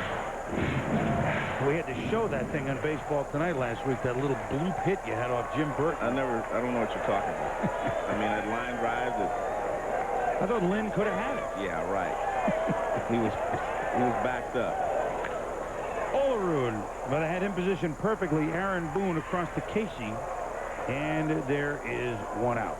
I mean, I can't believe how good a job Malone is doing. As I said, he's a little different, and he's throwing his sinker and getting ground balls. He is. Again, some of the, not everyone watching on TV, some of the veterans, very proud veterans, that should be USS Coral Sea. The USS Coral Sea. Yes, USS Coral Sea. In the crowd today on Memorial Day, and again, we salute all those who are and have served our country. Mike Piazza grounded to short, double to left. His grounder was a double play that I should say DP'd, and this time Piazza, the first time, does not hit the ball hard. But Malone's been great. So's Trey Wingo. Oh, Boomer, you're far too kind. Padres and Brewers, something has to give. San Diego, worst road record in the National League. Milwaukee, worst home record in the majors. Jeff Jenkins, who's a dead ringer for Brett Favre, doubles down the line. On the play, Sean Berry scores. This game tied at 2. Boomer. It's the only wraparound series in the majors this weekend. It's Memorial Day. They've been there all weekend, and the Padres got to put another brat on the fire there and stay in Milwaukee. And they've won 2 out of 3 so far. Robin Ventura has fouled it back. So Malone, 9 for 9. 9 for 9, Joe. I mean, well, he's got 6 ground balls, 2 strikeouts, and a fouled out. That's pretty good. Yeah. 6 ground balls is the key. I mean, remember, the Mets hit 3 home runs in this game. So it's not as if they're coming in not swinging well, even though they've lost the 3-game series to Arizona. And Brian McRae had one of them. Maybe Ron Valone has found a home. Certainly looks at home on the mound, Joe. That's a beautiful pitch there. He's been throwing Ventura fastballs in, and he comes back with an off-speed pitch. Ventura way out in front. Those are the guys that hit the homers, but nothing doing against Valone. They've all had a crack at it. Look at this. Ron Valone, strikeout in the 3rd, 1, 2, 3 in the 4th, 1, 2, 3 in the 5th, 1, 2, 3 in the 6th. Hats off as the Reds lead 4-3.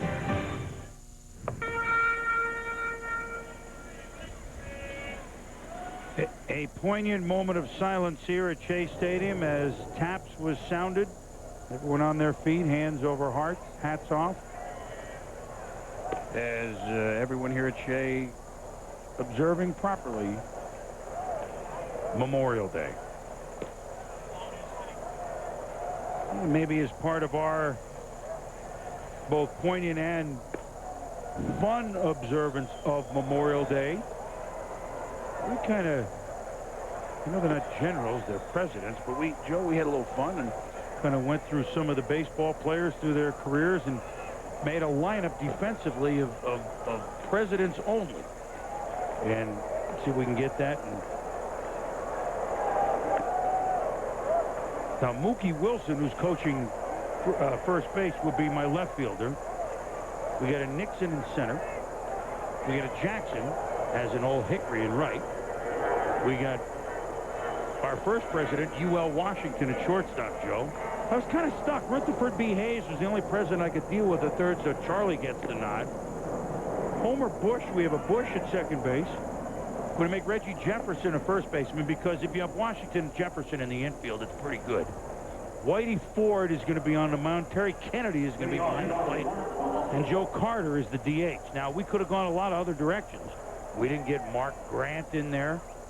We didn't get Walter Johnson. We could have had Mike Lincoln, who pitches for the Twins. And there's Mookie Wilson, and he should be thrilled that he's made our holiday all-presidents team in left field. You know, I could have picked Willard Wilson, but Claudel Washington, but I went. Well, we're at the Mets. I think you made the right choice.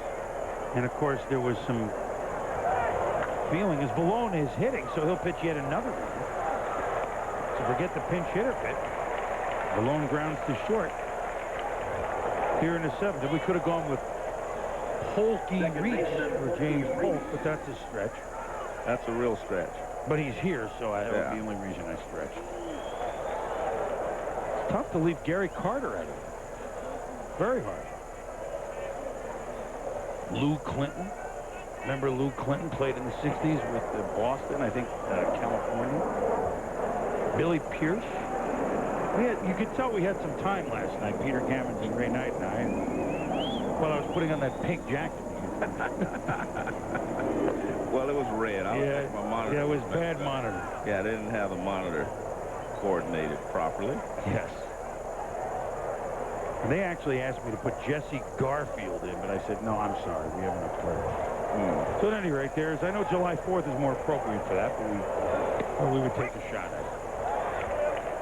Reese, then Cameron here with one out in the 7th inning. So Valone will pitch again. I mean, Joe, he's faced 10 guys. He's retired them all, 3 of them with strikeouts. It's been the story of the game. He's calmed everything down. This one will be foul and out of play. A lot of times today they go by pitch count rather than how many innings the guy has pitched.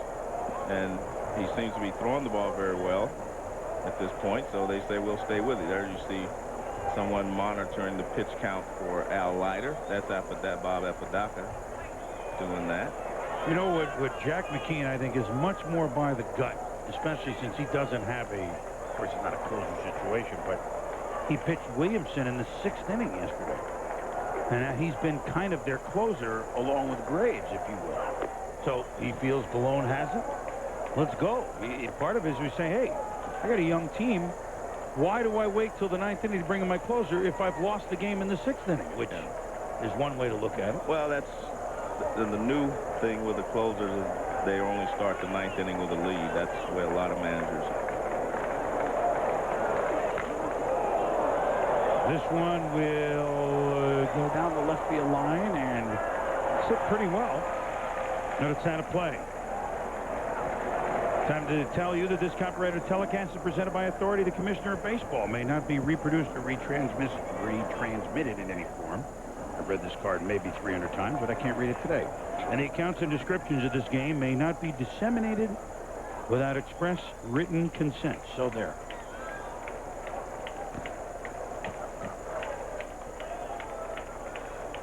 Two and two, the count to Pokey Reese. The Reds lead at 4-3 here, top 7. First of a 3-game series between the Reds and Mets. The Mets move on to Yankee Stadium after this, but it's their only road game till June 14th. But they never leave New York, even though they're going to play 3 on the road this weekend. Count is full now to Reese.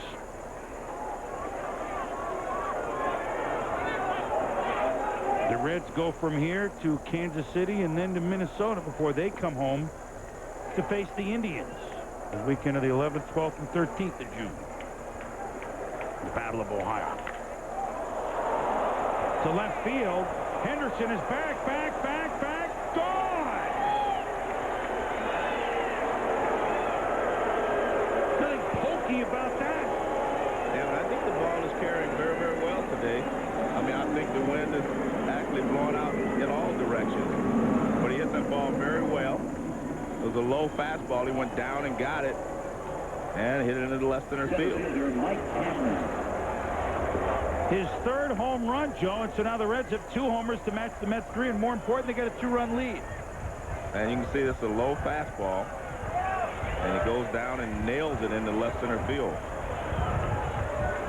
Man, Henderson started out after it. I knew he knew it was hit pretty well, but I don't think he thought it was belted that far. I wasn't sure. I mean, Bonds, when his went out over there, we knew that. Well, when a big guy hits him, you know they're gone. That was kind of a... He's kind of a small guy. When he hits it, you have to wait a little while. Kind of caught us by surprise a little bit. So Mike Cameron looking for his first hit of the afternoon. He's 0 for 3. Leiter behind 2-0. All right, so now how do we assess? It's only the 7th hit given up by Leiter, but 2 of them homers now. He's given up 5 runs. This is 100th pitch. How do we assess what we've seen after 2 weeks off the DL, Joe, from Al Leiter? Well, he seems to be throwing the ball okay. He's made a couple of mistakes, but you're going to make mistakes during a ball game. There's never been a guy to pitch they may have pitched a perfect game in terms of base hits, but you're going to make some mistakes, and it's just a matter of whether the hitters hit them or not. And in this ball game, they have hit some of the pitches that he's made mistakes on, and some that he has not made mistakes on. I mean, that's why it's so difficult, you know, to hold a good team down. And you see Pokey Reese and the Reds have been playing very well lately.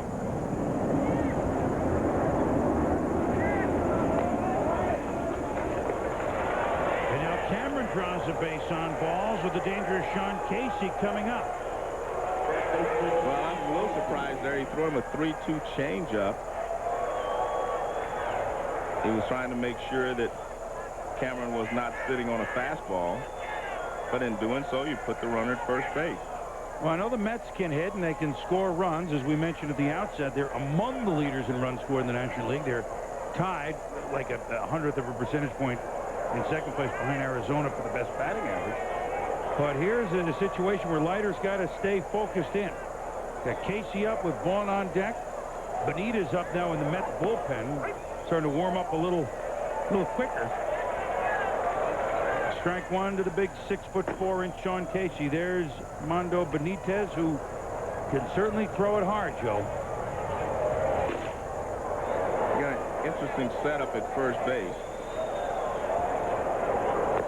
In fact, Chuck Tanner, the Pirates, started this when I played for the Reds. What he does is you have the first baseman play off the bag. He's not holding the runner at first base, so he's already in the hole. But how they keep the runner close is he will sit there, give a sign to the pitcher, and then he moves back to first base, and they try a pickoff. That's how you hold the runner.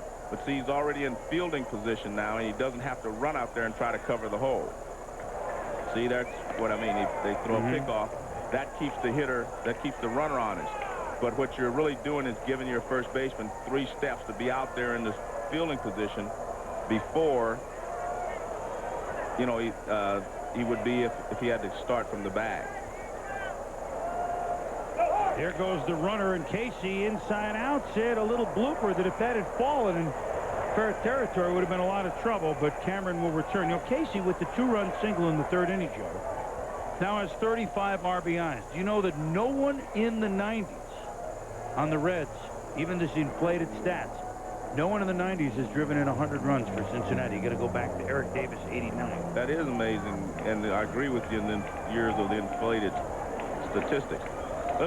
Peter Pasquarelli just asked me a very good point that I'll expound on here in a second.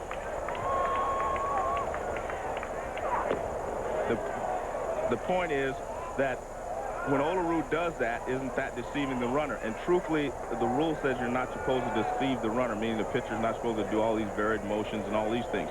I brought that identical point up the day that they started that in Pittsburgh with Chuck Tanner. And they said as long as he doesn't move or he doesn't do anything to hinder me, then they're not deceiving the runner. So blows that one past Sean Casey, so big comeback at bat there for Leiter versus the very dangerous Casey, who's now 1 for 4. Well, he made some good pitches. Remember now, they've been pitching him inside the whole ball game. So I think Casey was looking for a fastball in. Remember, they jammed him last time. So what do? They go away with the fastball, and you could see him pull off just a little bit on that pitch because he was trying to protect the inside part of the plate, and they didn't come inside. That's why it's so difficult to be a hitter in this league. I mean, pitchers change, and they make you make adjustments every at bat.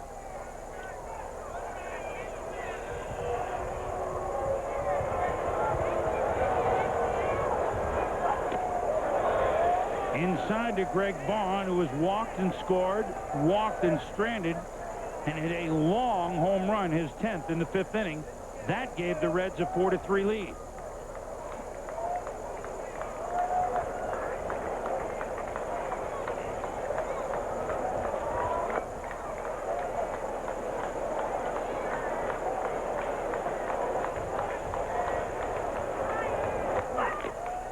Fouled it off the paraphernalia of Piazza.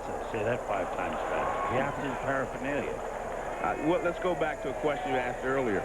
You asked how is Leiter throwing. I think he's throwing the ball pretty well, and especially for a guy that hasn't been in the rotation consistently this year. You're going to make some mistakes, as Tomko did. You'll make some mistakes, but I think overall he's actually throwing the ball pretty well, and he does have something to build on from here. Rip, but that'll be fouled. So Leiter hit 1 and 2 on Greg Vaughn. I mean, he has made some good pitches, and he's broken 2 of Greg Vaughn's bats, so he's doing okay. I mean, he broke a bat the time before he hit the home run. Now he breaks another one. I've got to think, Joe. Well, here it is again. And again, he gets this. That looked like a cut fastball that ran in on Vaughn's hands. I got to think that this could be the last pitch, the lighter throw. The pitcher to a fourth. 5-3 game. We'll see, but maybe he rears back, fires, and that's it for the afternoon. Very possible. Yeah, possible. It's not with accuracy. This is the 7th inning. He's thrown over 100 pitches, so this could be it.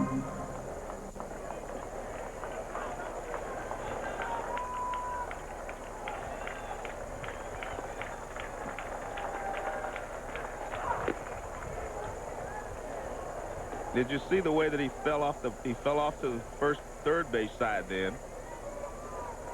This is what he was talking about earlier, and he could get the fastball inside. Watch where he falls off. Now watch, he goes to the third base side this time. See, now that gets the ball in where he wanted it, and it doesn't tail back out over the plate. Most of the time today, he has not been able to follow through that way, and that's what I was saying. He wasn't finishing his pitches off. He finished that one.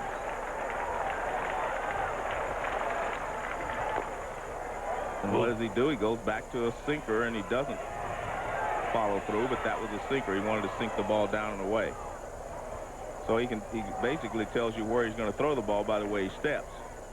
And watch this time. You saw him fall toward third base last pitch. He falls toward first base this time. You see what the ball does? It tails away. And that's because he's throwing across his body a little bit, and he gets that rotation on it. When he finishes it, it runs in because he's finishing the pitch off. The throw by Piazza nails Cameron at second base.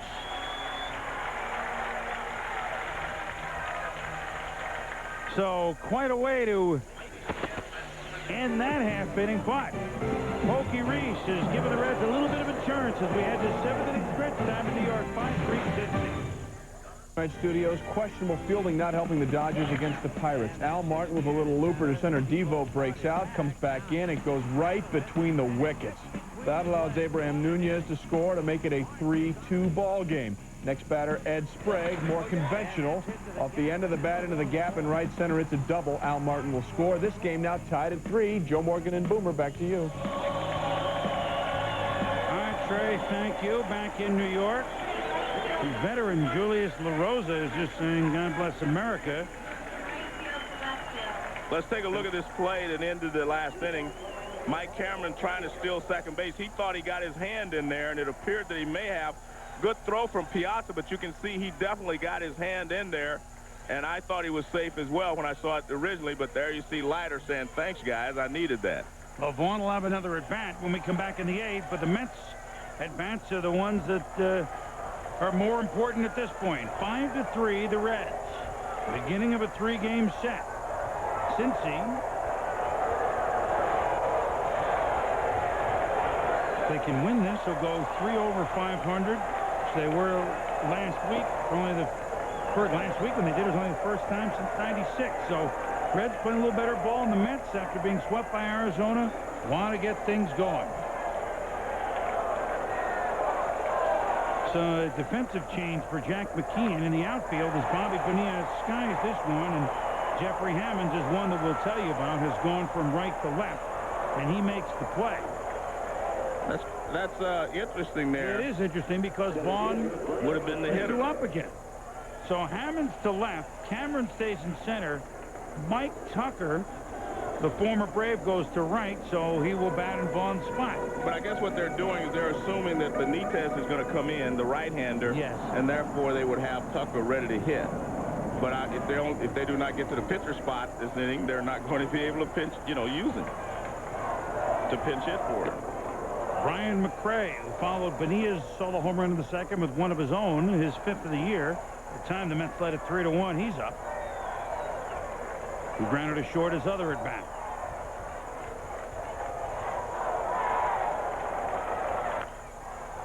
Wow, boy, Ron Valone came in the 3rd inning with runners at 2nd and 3rd. We shouldn't forget that. And on 3 pitches, struck out Robin Ventura looking. I'm just looking, Bonilla hit a fly ball. That's the first fly ball out he's given up.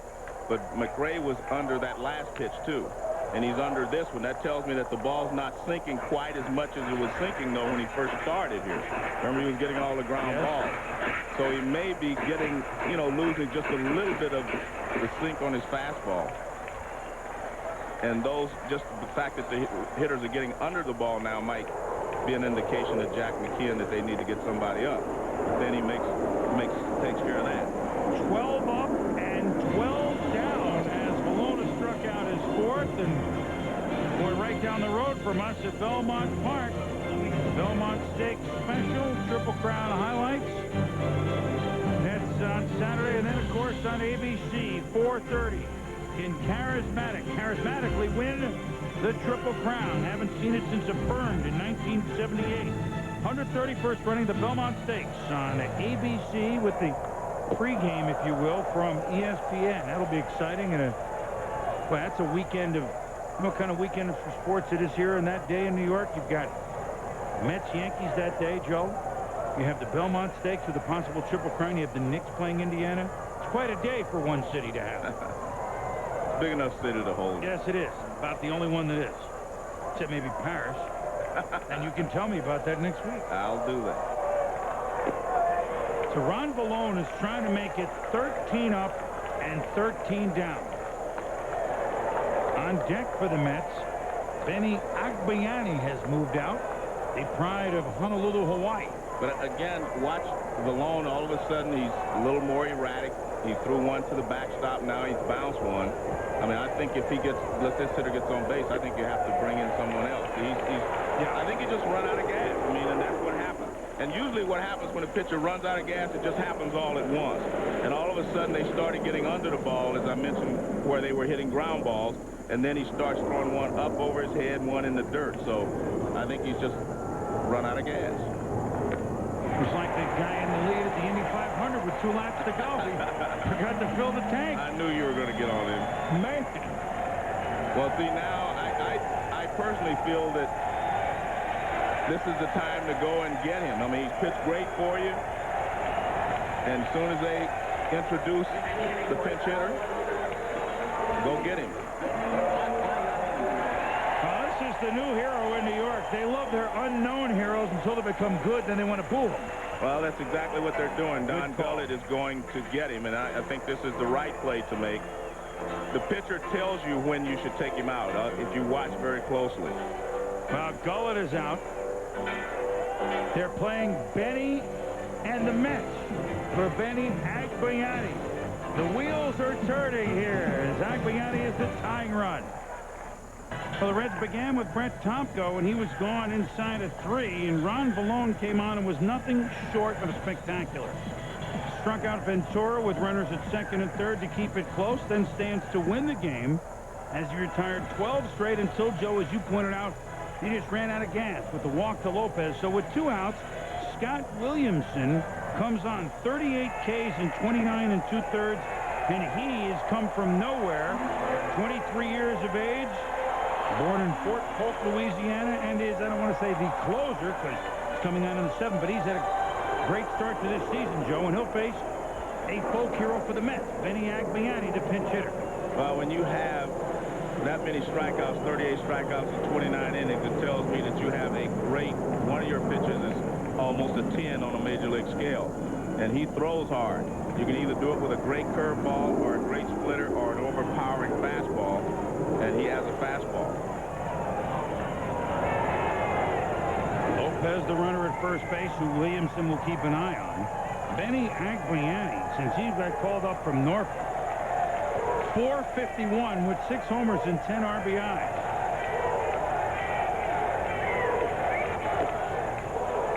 Williamson starts him up top with the ball. Agbayani from Honolulu, Hawaii. Lives in the suburb of Honolulu, Aiea. See, I know this stuff, Joe. Yeah, I see. You know the Parisian stuff. I know that's my uncle. I go the other way. Went to Hawaii Pacific with Agbayani, and there was no way he was really in the Mets' plans this year, except he hit in Norfolk and he's hit up here. So all of a sudden he's a big part of the plan. Well, and that's what you were talking about earlier when you said if Bonilla doesn't produce quickly, then, you know, Agbayani and some of the other young players are going to get a chance. But, you know, I still think that they're going to give Bonilla every opportunity to stay in there on a daily basis. Agbayani, 27 years of age. Came up for a cup of coffee late last season. Inside, it's 2-0. Agbayani was married, Joe, at the AAA All-Star game last year in Norfolk, where he and the bride walked underneath the bats. He loves baseball. I think we can say that. Well, And he loves that's showing his love for her and the baseball game at the same time. Big pitch from Williamson to Agbayani, 2-0. That was the fastball for a strike. 96-mile-an-hour fastball. That's pretty good cheese.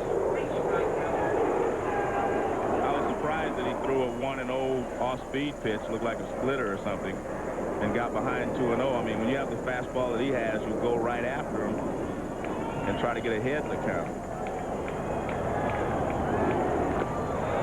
Threw another one. Take a look at this pitch, and maybe let me see if I can spot what it is. It looks like a splitter.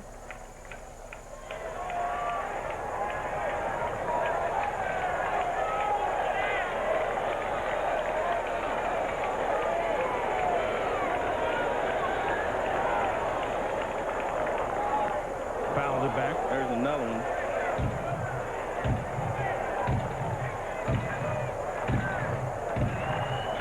Take another look. Well, he's gripping it like it's a splitter, and you can see that one didn't do a lot. I don't know if he wants to throw that or not. Joe Nuxhall, who is working next door, tells me yes, that is a splitter that he's throwing.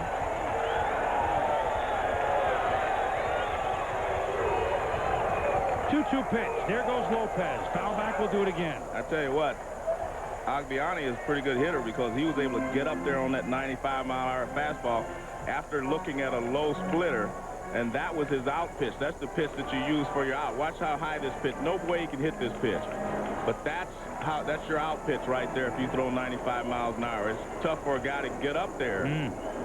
Yeah, and he got up there. Had a little Sadahara O kick there.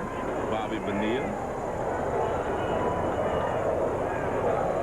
Lopez goes again. Splitter. Williamson K's Agbayani. So the relief brilliance of the Reds continues. We played 7.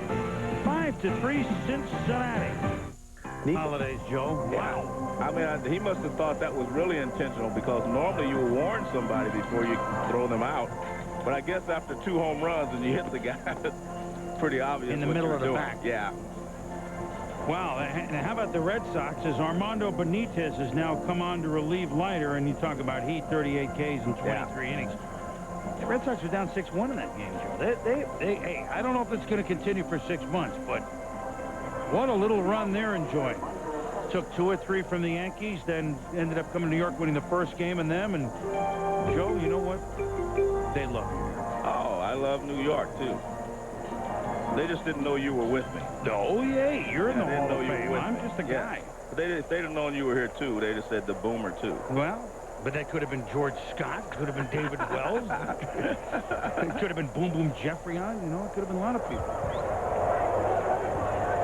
So Al Leiter gone, Benitez on, and this is Michael Tucker, who was batting in Vaughn's spot. So a little unconventional. Remember, Vaughn was at the plate at a 3-2 count when the base runner was thrown out attempting to steal Mike Cameron. But McKeon said, I want defense. He got defense. He didn't surrender any runs. So the only thing he's surrendering is Vaughn with 1 more swat. Do you agree with that move? Well, Tucker's been swinging the bat very well for the Reds also, and he knew they were going to bring in Benitez. Benitez is a good fastball pitcher, and Michael Tucker is one of the best fastball hitters in baseball. Vaughn obviously not real happy, and I don't blame him because, you know, he's used to playing every day. And, you know, he thinks he can handle a fastball as well. But Benitez has a good fastball, and Tucker's a good fastball hitter. Ask Kevin Brown. Yeah. Because I've seen Kevin Brown when he looks like everybody else is overmatched in the lineup when he was with the Braves last year, except for Tucker. Tucker seems to be the only one that could handle his good fastball.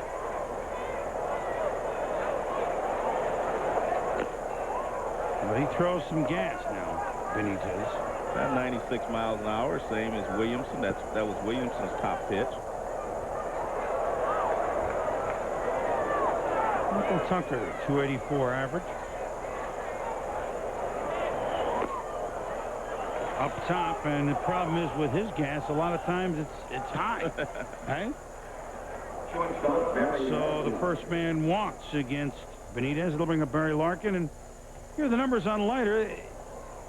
Numbers not bad. Not great, but not bad. You're right. You know, it's you know, he got what he wanted out of this. He threw 114 pitches. He knows that he's sound now, and I think the next time he can work, he has something to build on.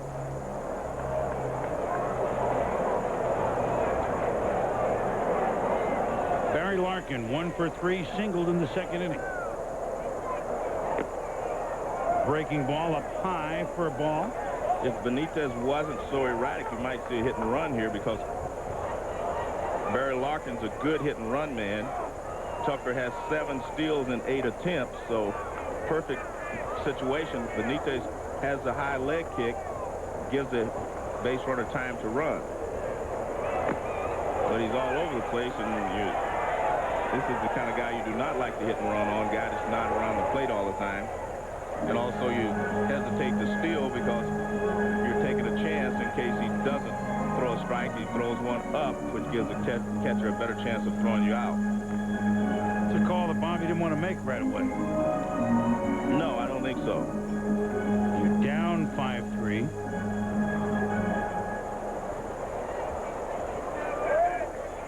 The Mets hustling to get up because Benitez hasn't been anywhere near the plate.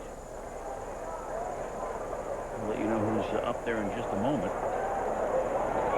Bullpen, the pitcher's part of it, blocked from our vantage point here. Meanwhile, Benitez throws another ball. And he's the kind of guy, when he gets in a rut like this, I mean, he can walk the whole ballpark. I mean, he'll do that when he gets in a rut. And then he's also the kind of guy that when he gets in a rut like that, he'll take something off of his fastball just to try to throw a strike and someone to nail it. Well, there's ball 4, so Turk Wendell can't warm up fast enough. 2 batters, 2 walks. Tucker to second. Larkin now to first, and that brings up Jeffrey Hammonds, began in right, now in left. Bob Apodaca to the mound. Hammonds, as they talk with Benitez, when Hammonds comes up, and we mentioned he has 4 homers all year, 3 in 1 game, Joe.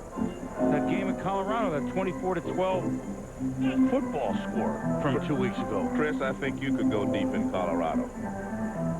Well, I take a big cut. I miss a lot, but thank you. In that game, I mean, just look at this, Joe. 24 runs on 28 hits, a 6 spot, a 4 spot, a 2 spot, a 5 spot, a 6 spot. By the way, most teams would love Colorado's line. I mean, look at that. And they didn't score the last 2 innings. Right. That's unbelievable. They actually called, the airport called the Reds manager's office. Said, you know, where is everyone? We got the plane ready to leave. McKeon just got in there and said, wait, we just finished playing football. Wait a minute. At any rate, the Mets are trying to stay in this thing with 2 more at-bats. So Benitez must settle down against Hammonds right here. Hammonds may be up there to sacrifice, and that's what they were trying to check right there. If you're a pitcher and you make a move, you step off or do something, you watch the hitter to see if he was going to give it away. Hammonds did not square around like he was going to bunt. It doesn't mean he's not going to. It just meant that he didn't give it away as quickly as they would like. Well, he's swinging away and fouls it off. Well, Hammonds also is a good fastball hitter. And they wanted him to at least take 1 shot at him. There you see Tucker at second. Larkin, the runner at first base.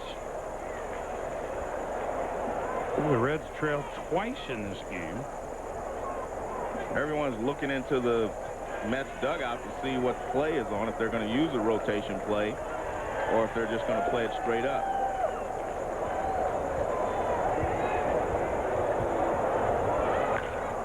Rip and right at Ventura. Boy, this ends up being tailor-made.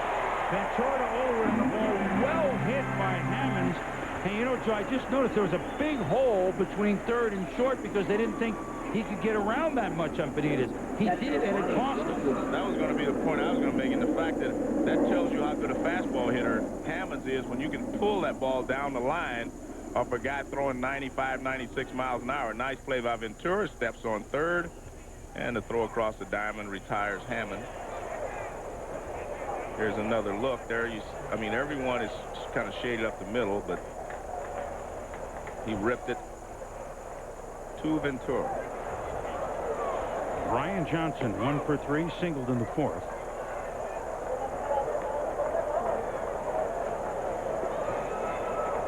Well, that makes everybody feel a little bit better so far about Benitez's outing.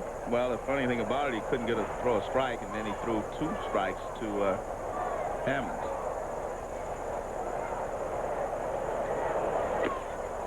Well, he is imposing out there. When he kicks, he's so big. He's a pretty athletic delivery for a big guy.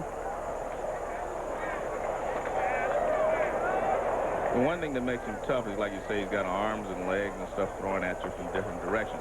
Guys that are smooth in their delivery are the easiest ones to pick the ball up from. He kind of throws his glove at you. He throws his shoulder at you. And then here comes the ball. Watch his glove, watch his shoulder. Watch him throw his glove out there. See how he hides the ball as long as he can. Yeah, he's winging it pretty good, Joe. 1-2 to Brian Johnson with 2 out here in the 8th. Little single, and Larkin will be moving toward the plate from second base.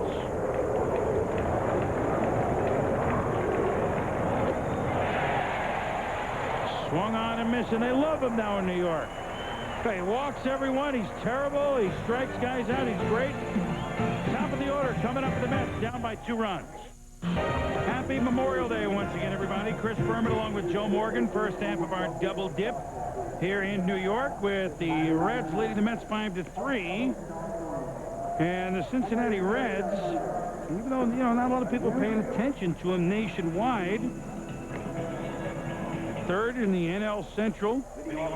Everybody at 500 or better in that division except for the Brewers. And yeah, they're trying to get to be 3 over 500. The Astros swept by the Pirates over the weekend. Has tightened the division up. And yeah, it's hard to say, Joe, if the Reds can do this for 6 months. But they got young guys with Casey, an outstanding hitter, and guy Greg Vaughn, a vaunted power man. If he can regain, well, he has his stroke, but if he can hit for the average, and if he can, Barry Larkin, a guy that knows what winning is all about, and some young pitchers. Meanwhile, the Mets, looking up at the Braves, 3 back of them, and of course that wild card situation when we get closer to August and September. I think that truly in the National League, Joe, will be wild, that wild card race. You have a lot of teams that could be in it. The teams in the Central, we have the, the West, a couple of teams out west, Mets. The Phillies have been a nice surprise. They played pretty decent ball. This is May 31st. Yeah. But we should have you have a pretty good reading on the teams by now, though. You have seen a lot of players. I think Tomko is going to be important for the Reds. I mean, they need him to come in and help solidify their starting rotation. So Scott Williamson came on to strike out Benny Agbayani, the pinch hitter, to end the 7th.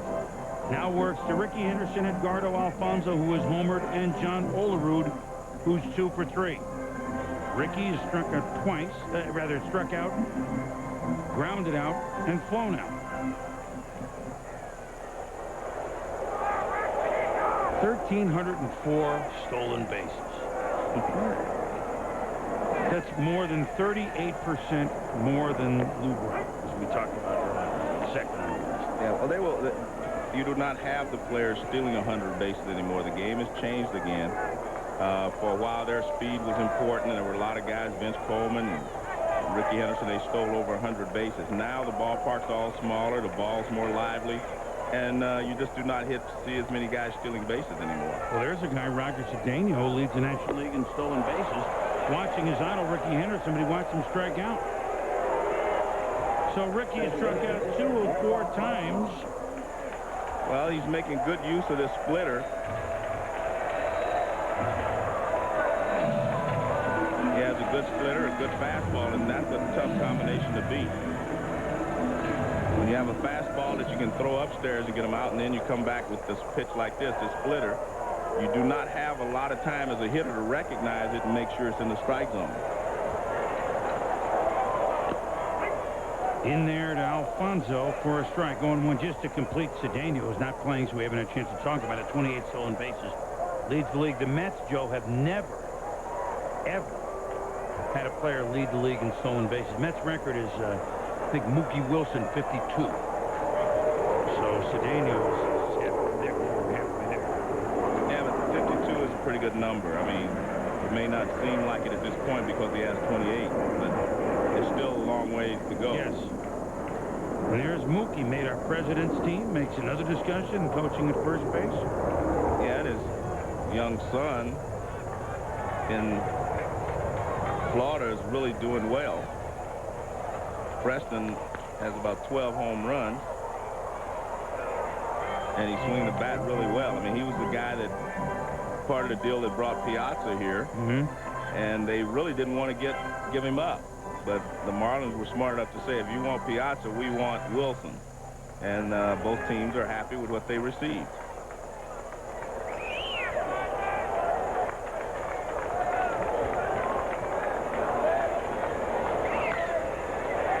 Right at third baseman Aaron Boone.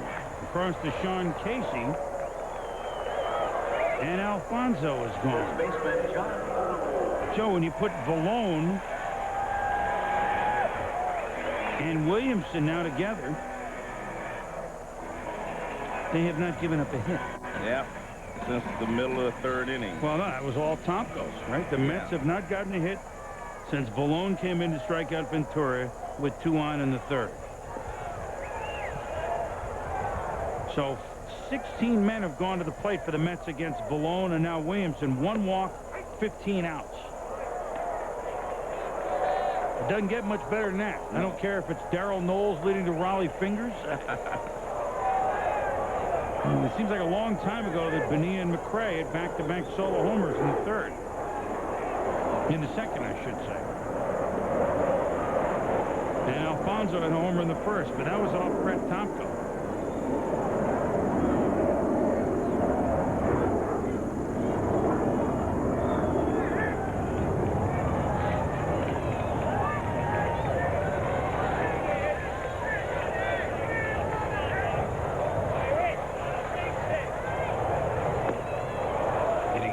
Yes.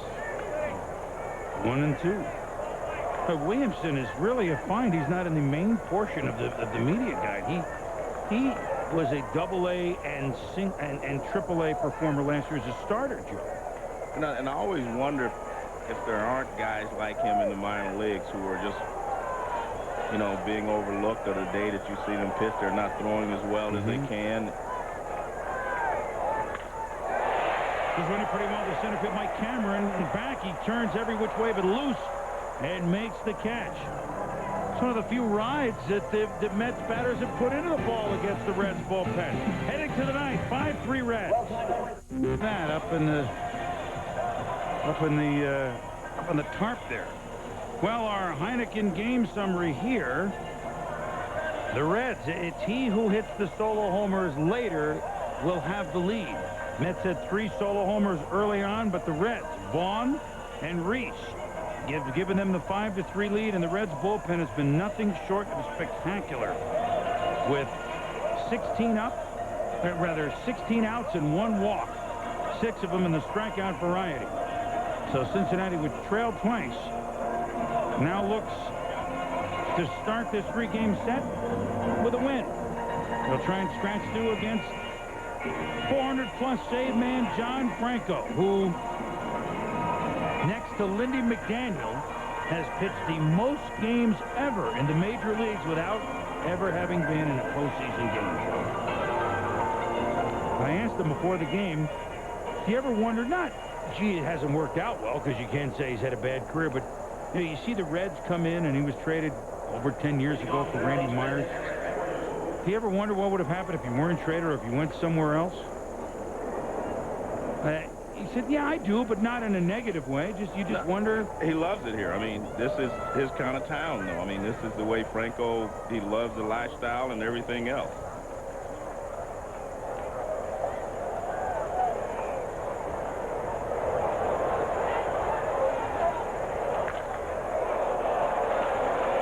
Well, Franco comes in and is promptly greeted by Aaron Boone with an extra base hit. And you can see McRae hobbling out there. He's not 100% healthy either. He's had a leg injury for a while, and on that play you could see it very noticeable there. But Franco throws a sinker and he gets this ball up. Watch where the pitch is, up, and when he gets that sinker up there, it doesn't do much because he doesn't throw hard enough.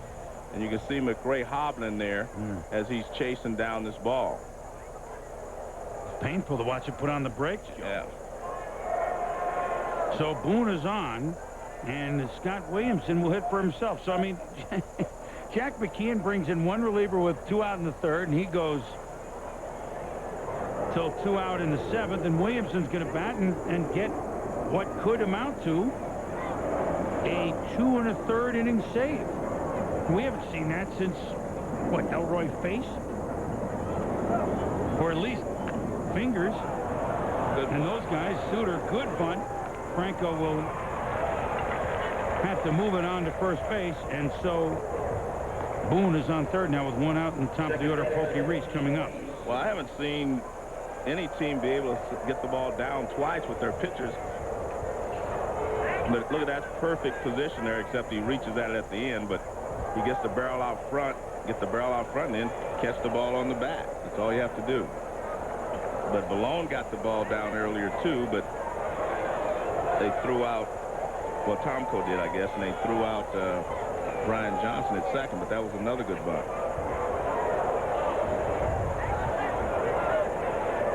You know, it's a simple thing, Joe, bunting. I mean, I say it's simple. I haven't tried it at a major league level, but it's a skill that certainly more could do than now. But you mentioned the pitchers having been able to bunt. Every guy in the Reds dugout just went over and congratulated Williams. You've seen the end of it now, but everybody got up. It's as if he had just come off and pitched 7 2/3. He got handshakes from 24 guys, and coaches and trainers.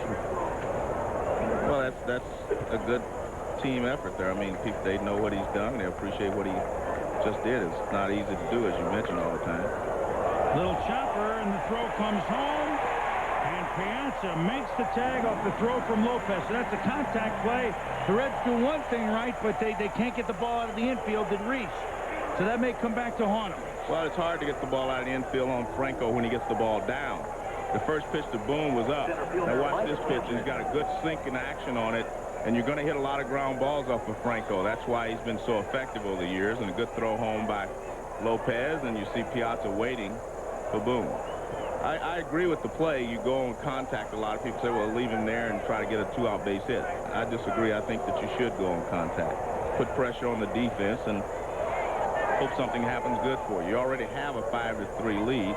One more would make a big difference, so you try to get it any way you can. And now they have, well, they had Pokey Reese hung up, except they forgot to hang him out to dry. Yeah, well, he did a great job of just taking off when they threw the ball to him. Wow, did he move on that, Joe, once he realized, okay, the ball's going to first, I got one shot? Well, you see, he's got a great lead, a big lead, and what happens is you get Olerud running back to the bag, and his bat momentum is going toward first base. Now, all of a sudden, he's got to turn around and throw back to second base, and that's why he was offline. So it's a stolen base. It's an odd one, but that is a stolen base. Yeah, anytime you take off, if they don't get you, that's a stolen base. So now they have a chance again, Joe, with the 2-out hit. Right. You know, in the contact play, if they just get one base hit, they don't get penalized for charging home. Yeah. Well, that's one of the defects of that play when the first baseman stands so far off the bag, and then he runs back to cover. He's moving away from second base. You throw the ball. Now he has to try to stop, change his momentum, and go back to second. And it's a tough throw for him.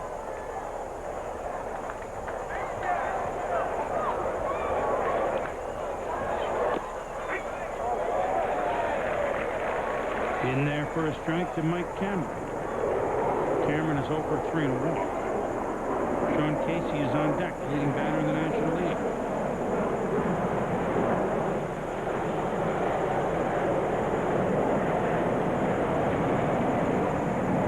Got 28,368 today, Joe, on a day when the Yankees are playing at an identical time. You know, on a hot day. Once upon a time, of course, Memorial Day, it'd almost sell out. Remember double headers and holiday double headers and the... I think that's interesting the way they used to do it. You'd play double headers on holidays. Yeah.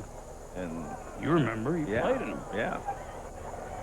I must admit, personally, I didn't like to play double headers because I'd get tired, but I think it was great for the fans. Well, it was everybody else's holiday. Yeah. Coming out to watch you play 18 innings. Right. There's some...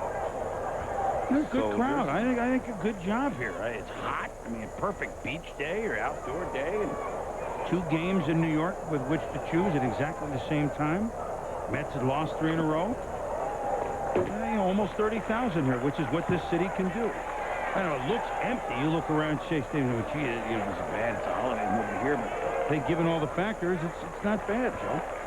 No, and I think a lot of times that's why teams play night games on holidays, so that they can let the people go out and enjoy their families, have barbecues during the day, and then, you know, go to a game at night. But I still like what I'm seeing here. In fact, for all the other games in the American League, other than Detroit, at Boston, and Cleveland, at New York, are at night. Mm-hmm.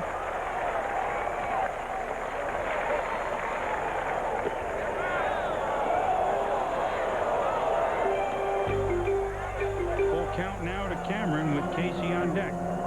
Looking ahead to the Mets' ninth. Piazza, Ventura, Bonilla. So certainly enough thunder with which to pick up 2 runs.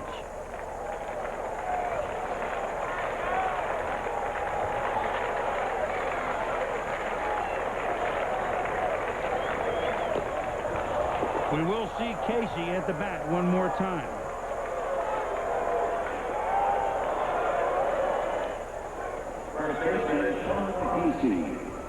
Casey's 3rd inning, first pitch swing drove in 2 runs, Joe, to tie the game. Well, I think this was a very key hit in this ball game. I think it was the key hit. Forgetting the guys hitting the home run to break the tie. He already had tied the ball game. The other ones would have been just to tie the game. So good job by Casey. He's never faced Franco, so this will be a new adventure for him. But Franco throws arms, legs, and everything at you, and he doesn't throw as hard as it looks. And a lot of times you get out in front of his pitches. 1 for 4 is Casey with that single, the hit that we showed you. Average now at 381, and it's ball 1 from Franco to Casey.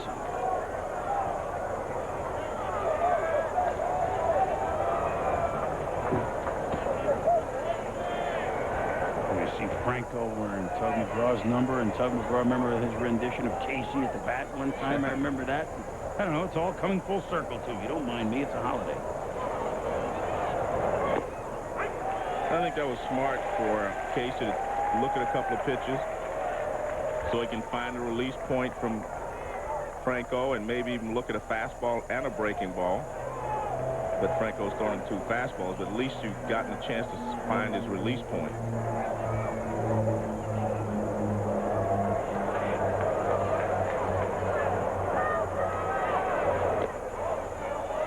Now you're seeing every pitch that Franco throws. That was the breaking ball.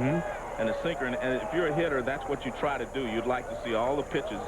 If you've never faced a guy before, you try to see all the pitches so that you know how much his curveball breaks, how much his fastball sinks, and the speed. So now you have a better idea of what you're going to get, or, you know, once you read the pitch.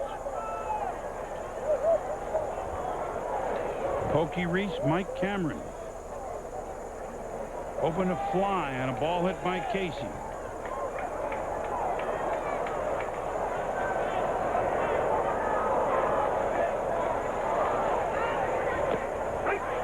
Patient is Casey, but Franco in there for a strike, so now the count is 2-2. Franco didn't like this call. Let's take a look. I think he felt it was inside, but or low maybe even. Joe on 2-2. Up 5-3. You send him here? No. I think what you'll see is that because I think you'll distract the hitter, and he's got 2 strikes on him already. I think you just let Casey hit. He's your best hitter. He's the league leading hitter. Just give him a chance. They go. Piazza's throw, not in time. So everybody moves up a base, and the count is now full. Well, Jack was thinking like you. I still don't think it's a good play with a hitter up there, left-handed pitcher, left-handed hitter, because a lot of times this pitch is close to the plate. He's going to swing at it. Out of, just have it. You get 2 strikes, you see a guy break, it distracts you a little bit, and you may not swing, and you may swing at a bad pitch. But that pitch was so bad, Casey didn't have a chance. And I still believe that that's what Casey's there for. The guy's hitting 380. Give him a chance. So 2 stolen bases now for Reese this inning. See, Jack and I think alike. Yeah, no, I mean, No, it was just a question. I'm not saying he should have. No, I think it's a good play if you feel that way. I just do not like to send runners with my best hitter at the plate with 2 strikes. If you send him with no strikes or 1 strike, okay, but with 2 strikes, I want to give him every opportunity to drive somebody in for me.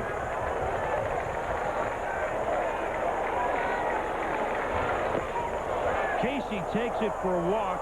Now the bases are loaded. It's the cleanup spot. It's not Greg Vaughn. It's Michael Tucker. And he's left-handed.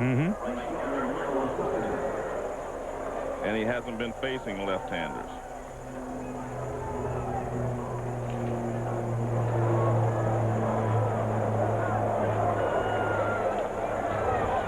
And see, being honest with you, that stolen base caused this. Yes. Because it left the base open for them to pitch, to put Casey. And that's why Piazza went out and talked to Franco. They had a first base open. They said, well, I'd rather pitch to Michael Tucker. So, your stolen base, yours and Jack's, took the bat out of Casey's hand and put it into Michael Tucker. Maybe Tucker will come through. Jack goes against the grain. Tucker looks at strike one. Boy, Franco, but this has been his entire career, and 222 against left-handers, not, because he doesn't face them that often. That's the problem. So Jack and I backfired. Maybe. We'll see. Maybe. You're right. It's not over yet. But it's getting there. Yeah. No, I mean, I think it's difficult for Michael Tucker. I'm not, laughing at him or whatever. It's difficult for a guy that does not face a lot of left-handed pitchers to run in there and have to face maybe one of the toughest left-handed pitchers in your league. Of course, if we had a little bleeder with runners at first and second going, they both might have scored, depending if Casey hit the ball. You never know. Right. But Franco threw him a ball. Outside, 1 and 2. Of course, Jack McKeon's going against the book. With the way he's used the bullpen here, and that's been brilliant. Malone and Williamson, although we haven't seen Williamson pitch the 9th yet. His other quote closer, Graves, went 4 innings yesterday. So we won't see him, although he says, yes, you will. They asked him before the game. 1-2 pitch. Ooh, is Tucker patient there. Well, it's up high. Yeah, it was a high fastball. Actually, I don't think Franco was taking that one shot at him, because remember, Tucker is a good low fastball hitter. So he takes one shot with the high fastball. Has this been John's career, though? I mean, comes in, nobody on me. You got a guy thrown out at the plate, there's bases loaded, and if he comes in with a strike here, no one will know the difference. He'll pitch to scoreless 9th. Which he did. Your routine scoreless 9th inning from John Franco. So the Mets trail it by 2. Can they get the termites out of the bat rack? Piazza, Ventura, and Bonilla hoping to get something going here in Shea. Bottom of the 9th here in New York. The Mets trail the Reds by 2, 5-3. Of course, everything that goes on in baseball today and tonight here on Memorial Day. Join Carl Rabbit's Peter Gammons, 10:30 and at midnight on Baseball Tonight. Every night, we deliver it to you with love. Believe me, it's true. You don't get this anywhere else. Or anywhere else that might be thinking about it in the future. Hint. Piazza will lead off against Scott Williamson. Piazza, Ventura, Bonilla. Hey, they're jamming here today, man. This is an exciting place today. Well, we've seen 5 solo home runs here, Joe. Alfonso, Bonilla, and McRae for the Mets. They led 3-1.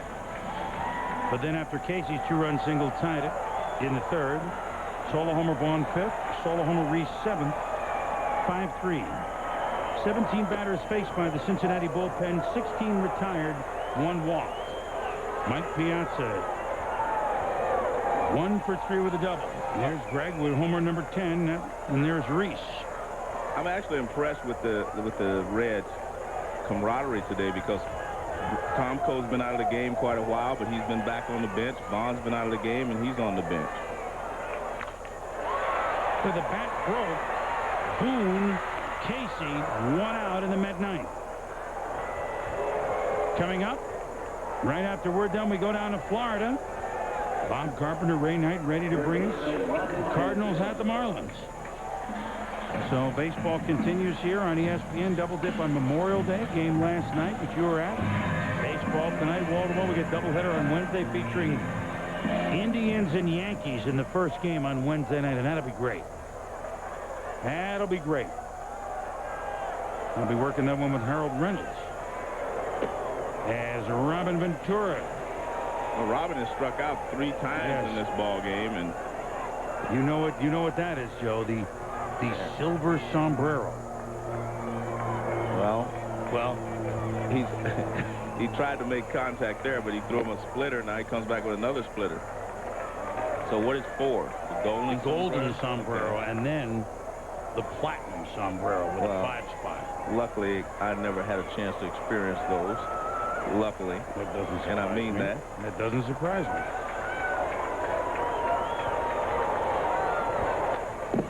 Foul back by Ventura. Means a 1-2. Ron Ballone stands to win the game, and he was nothing short of spectacular. Came in with 2 on in the 3rd. Cade Ventura looking in 3 pitches. Left with 2 out in the 7th. Faced 13 batters, got 12 of them out, and walked the other one. The pride of University of Massachusetts. Ventura held off 2-2 from Williamson. What about this, Joe? You may have a 2 1/3 inning save from Williamson. Shades of Goose and Suter and Lyle and Fingers. Yeah, I mean, that's the way you used to have to get a save. I think it's too easy to get a save in today's game because you always go in the 9th inning with no one on base and a lead. Oh, he just blew Ventura away, and that, Joe, is the golden sombrero. All right. I'll put a little GS by the kid. Well, he's thrown him like 85-mile-an-hour splitters. Now, this is a 96-mile-an-hour fastball. Wow. You could see the glove pop. I mean, you could see, the smoke come off the glove there. That was a great fastball. After a guy throws you 3 or 4 little splitters like that, you have to wait a little longer, and then he throws you the fastball. You do not have a good chance. So the Mets down to their last batter. Bonilla, who homered in the 2nd, is 1 for 3. Well, the Reds stand to go 3 up 500, Joe. That's their highest point. Interesting ball club. Yeah, it is. This will be their highest. If they go up to 3, they've been up to 3 once before. This would tie their highest point in the last few years, actually. Jack McKeon, who is the oldest manager or coach in any of the 4 pro sports, now that Chuck Daly stepped down in the NBA, says it keeps him young, working with young guys every day. He really enjoys it. Williamson hoping to get his 6th save, and for Ballone. Now this one is foul. Ballone, it would be his first win of the season. He has no decision. Hard to imagine a more impressive job than the Reds bullpen has done in this game. Well, you're right. They did a great job. First and foremost, Ballone coming in and striking Ventura out with runners at 2nd and 3rd. The game could have gotten away from you right there.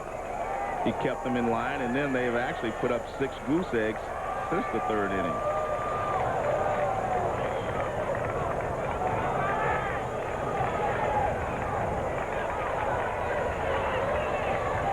No, I get a little too angry. You knew he tried to drill that one right past him. It was a little high. Well, he tried to do the same thing he had done to Ventura. He's thrown him an off-speed pitch, a couple of them, and now he tried to just blow the fastball by him.